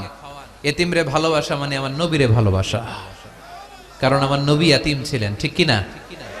প্রথম কর্মসূচি এতিমদের যত্ন নিও। দ্বিতীয় কর্মসূচি ওয়া আম্মাস সাইলা ফালা তানহার। নবী হে, 2 নাম্বার কর্মসূচি, ভিক্ষুককে ধমক দিয়ে কখনো তাড়িয়ে দিও না। সুবহানাল্লাহ পড়েন। ভিক্ষুককে তাড়িয়ে দেয়া যাবে? দিতে না পারলে, আপনার কাছে না থাকলে ভদ্রভাবে বলবেন ভাই নাই, কিন্তু ধমক দিবেন কোনোদিন? দরজায় এসে যদি দাঁড়ায়, কিছু টাকা দেন, কিছু চাইল দেন, 2টা ডিম দেন, ধমক দিবেন? ধমক দিবেন? আপনারা বাড়িওয়ালা বানাইছে কে? উত্তর দেন না কেন? বাড়িওয়ালা বানাইছে কে? ওকে ভিক্ষুক বানিয়েছে কে? ওকে বাড়িওয়ালা বানিয়ে আপনারও ভিক্ষুক বানাতে পারতো কে? গাড়ি দিয়ে আমরা রাস্তায় ছুটি, জ্যামের মাঝখানে যখন আটকায়, অনেকে এসে টাকা চায়, সুযোগ হইলে দিয়েন, ধমক দিয়েন না, মনে কষ্ট দিয়েন না, খবরদার। এতিমের মনে যদি কষ্ট লাগে, আপনার দুনিয়াও শেষ, আখিরাতও শেষ। ঠিক কি না? খবরদার। যারা ফরিয়াদি, যারা সাইল, যারা ভিক্ষুক, যারা হাত পাতে, তাদের সাথে খারাপ আচরণ করো না। নবী হে, তাদেরকে ধমক দিও না। তোমার গাড়ি যখন জ্যামের মধ্যে আটকে যায়, পথবঞ্চিত শিশুরা, সুবিধা বঞ্চিত শিশুরা গ্লাসের সামনে এসে নক করে, বলে স্যার 2টা টাকা দেন, কিছু খাবার দেন, কিছু খাই নাই, যদি পারেন দিয়ে দেন, ধমক দিয়েন না। কারণ ওরে পথ শিশু বানাইছে কে? রাস্তার ফকির বানাইছে কে? আপনাকে গাড়িতে বসে আরাম করার সুযোগ দিল কে? ওরে গাড়িতে বসানোর সুযোগ আল্লাহর আছে না নাই? আর আপনারে ভাঙ্গা থালা হাতে দিয়ে রাস্তায় নামাইতে আল্লাহর কয় ঘন্টা লাগে? চিল্লায় বলো মুসলমান, কয় ঘন্টা লাগে? 1 সেকেন্ডও লাগে না। এজন্য ওয়া আম্মাল ইয়াতীমা ফালা তাখহার ওয়া আম্মাস সাইলা ফালা তানহার। এতিমকে গলা ধাক্কা দিয়ে বের করে দিও না, আর ফরিয়াদিকে তাড়িয়ে দিও না, খবরদার। সব শেষে আল্লাহ বললেন ওয়া আম্মা বিনিআমাতি রাব্বিকা ফাহাদ্দিস। নবী হে, আল্লাহর যত নিয়ামত আপনি পেয়েছেন, নিয়ামতগুলোর বর্ণনা করে দেন। সুবহানাল্লাহ পড়েন। ওয়া আম্মা বিনিআমাতি রাব্বিকা ফাহাদ্দিস। আপনার রবের দেয়া নিয়ামতের বর্ণনা করেন। আল্লাহ যে নিয়ামত দিয়েছে, এটা বর্ণনা করলে দোষ নাই। আল্লাহ আপনারে টাকা দিয়েছে, আপনি শুকরিয়া করেন আর বলেন আলহামদুলিল্লাহ, আল্লাহ দিছে আমারে, এটাতে কোনো গুনাহ আছে? না, বরং আল্লাহ আদেশ করেছে, ইন্নাল্লাহা ইউহিব্বু আইয়ারা আসারা নি'মাতিহি আলা আবদি। আল্লাহ তাআলা তার বান্দাকে কি নিয়ামত দিল, তার একটা নমুনা আল্লাহ তার বান্দার মধ্যে দেখতে চায়। আপনি কোটি টাকার মালিক, আপনি ছিঁড়া কাপড় পরতে পারবেন? আপনি কিপটামি করলে কি আল্লাহ খুশি হবে? না। আপনি যদি ধনী হন, আপনার পোশাকে, আশাকে, চলনে, বচনে ওই ধনীর একটা পরিচয় থাকতে হবে। আপনি বলবেন আল্লাহ আমাকে গাড়ি দিয়েছে, আলহামদুলিল্লাহ, শুকরিয়া করবেন। আল্লাহ আমাকে বাড়ি দিয়েছে, শুকরিয়া করবেন কার? নেয়ামত করলে বাড়িয়ে দেয় কে? নেয়ামতের শুকরিয়া যখন আদায় করা কোনো বান্দা শুরু করে দেয়, নেয়ামতের বাড়ি ধারা আরো বাড়িয়ে দেয় কে? লা ইন শাকারতুম লা আযীদান্নাকুম। যদি শুকরিয়া করো আমি বাড়িয়ে দেব। ওয়ালা ইন কাফারতুম ইন্না আযাবি লাশাদীদ। আর যদি নাশুকরি করো, জেনে রেখো তা আমার আযাব, আমার গজব, আমার শাস্তি, আমার পানিশমেন্ট বড় কঠিন। ওয়া আম্মা বিনি'মাতি রাব্বিকা ফাহাদ্দিস। 3 নাম্বার কর্মসূচি, হে নবী, আপনি নিয়ামতের শুকরিয়া করার পাশাপাশি নিয়ামতের বর্ণনা দেন। কি নিয়ামত আপনি পেয়েছেন এটা আপনি বলে বেড়ান, আর শুকরিয়া করবেন একজনের, তিনি কে? তাহলে প্রথম কর্মসূচি ছিল ইয়াতিমের সাথে ভালো আচরণ করতে হবে। ঠিক কিনা? চুয়াডাঙ্গার ভাইয়ের, আমরা কি ইয়াতিমের সাথে আজ থেকে ভালো আচরণ করতে পারবো? 2 নাম্বার কর্মসূচি, ভিক্ষুককে তাড়িয়ে দেয়া যাবে না, ধমক দেয়া যাবে না। আর কোনোদিন কোনো ফরিয়াদিকে, কোনো ভিক্ষুককে কি আমরা ধমক দেব? 3 নাম্বার, বিপদে আপদে সব সময় শুকরিয়া করব একজনের, তিনি কে? এই সূরা দোহা আমাদের জন্য যে মেসেজ বা শিক্ষা রেখে যায়, সেটা হচ্ছে কখনো হতাশ হওয়া যাবে না, কখনো নিরাশ হওয়া যাবে না। চুয়াডাঙ্গের ছেলেরা, কখনো হাল ছেড়ে দেয়া যাবে না। মুমিন ভরসা রাখে একজনের উপর, চিল্লায় বলতে হবে তিনি কে? আল্লাহ আমাদের সবাইকে কথাগুলো বুঝার ও আমল করার তৌফিক দান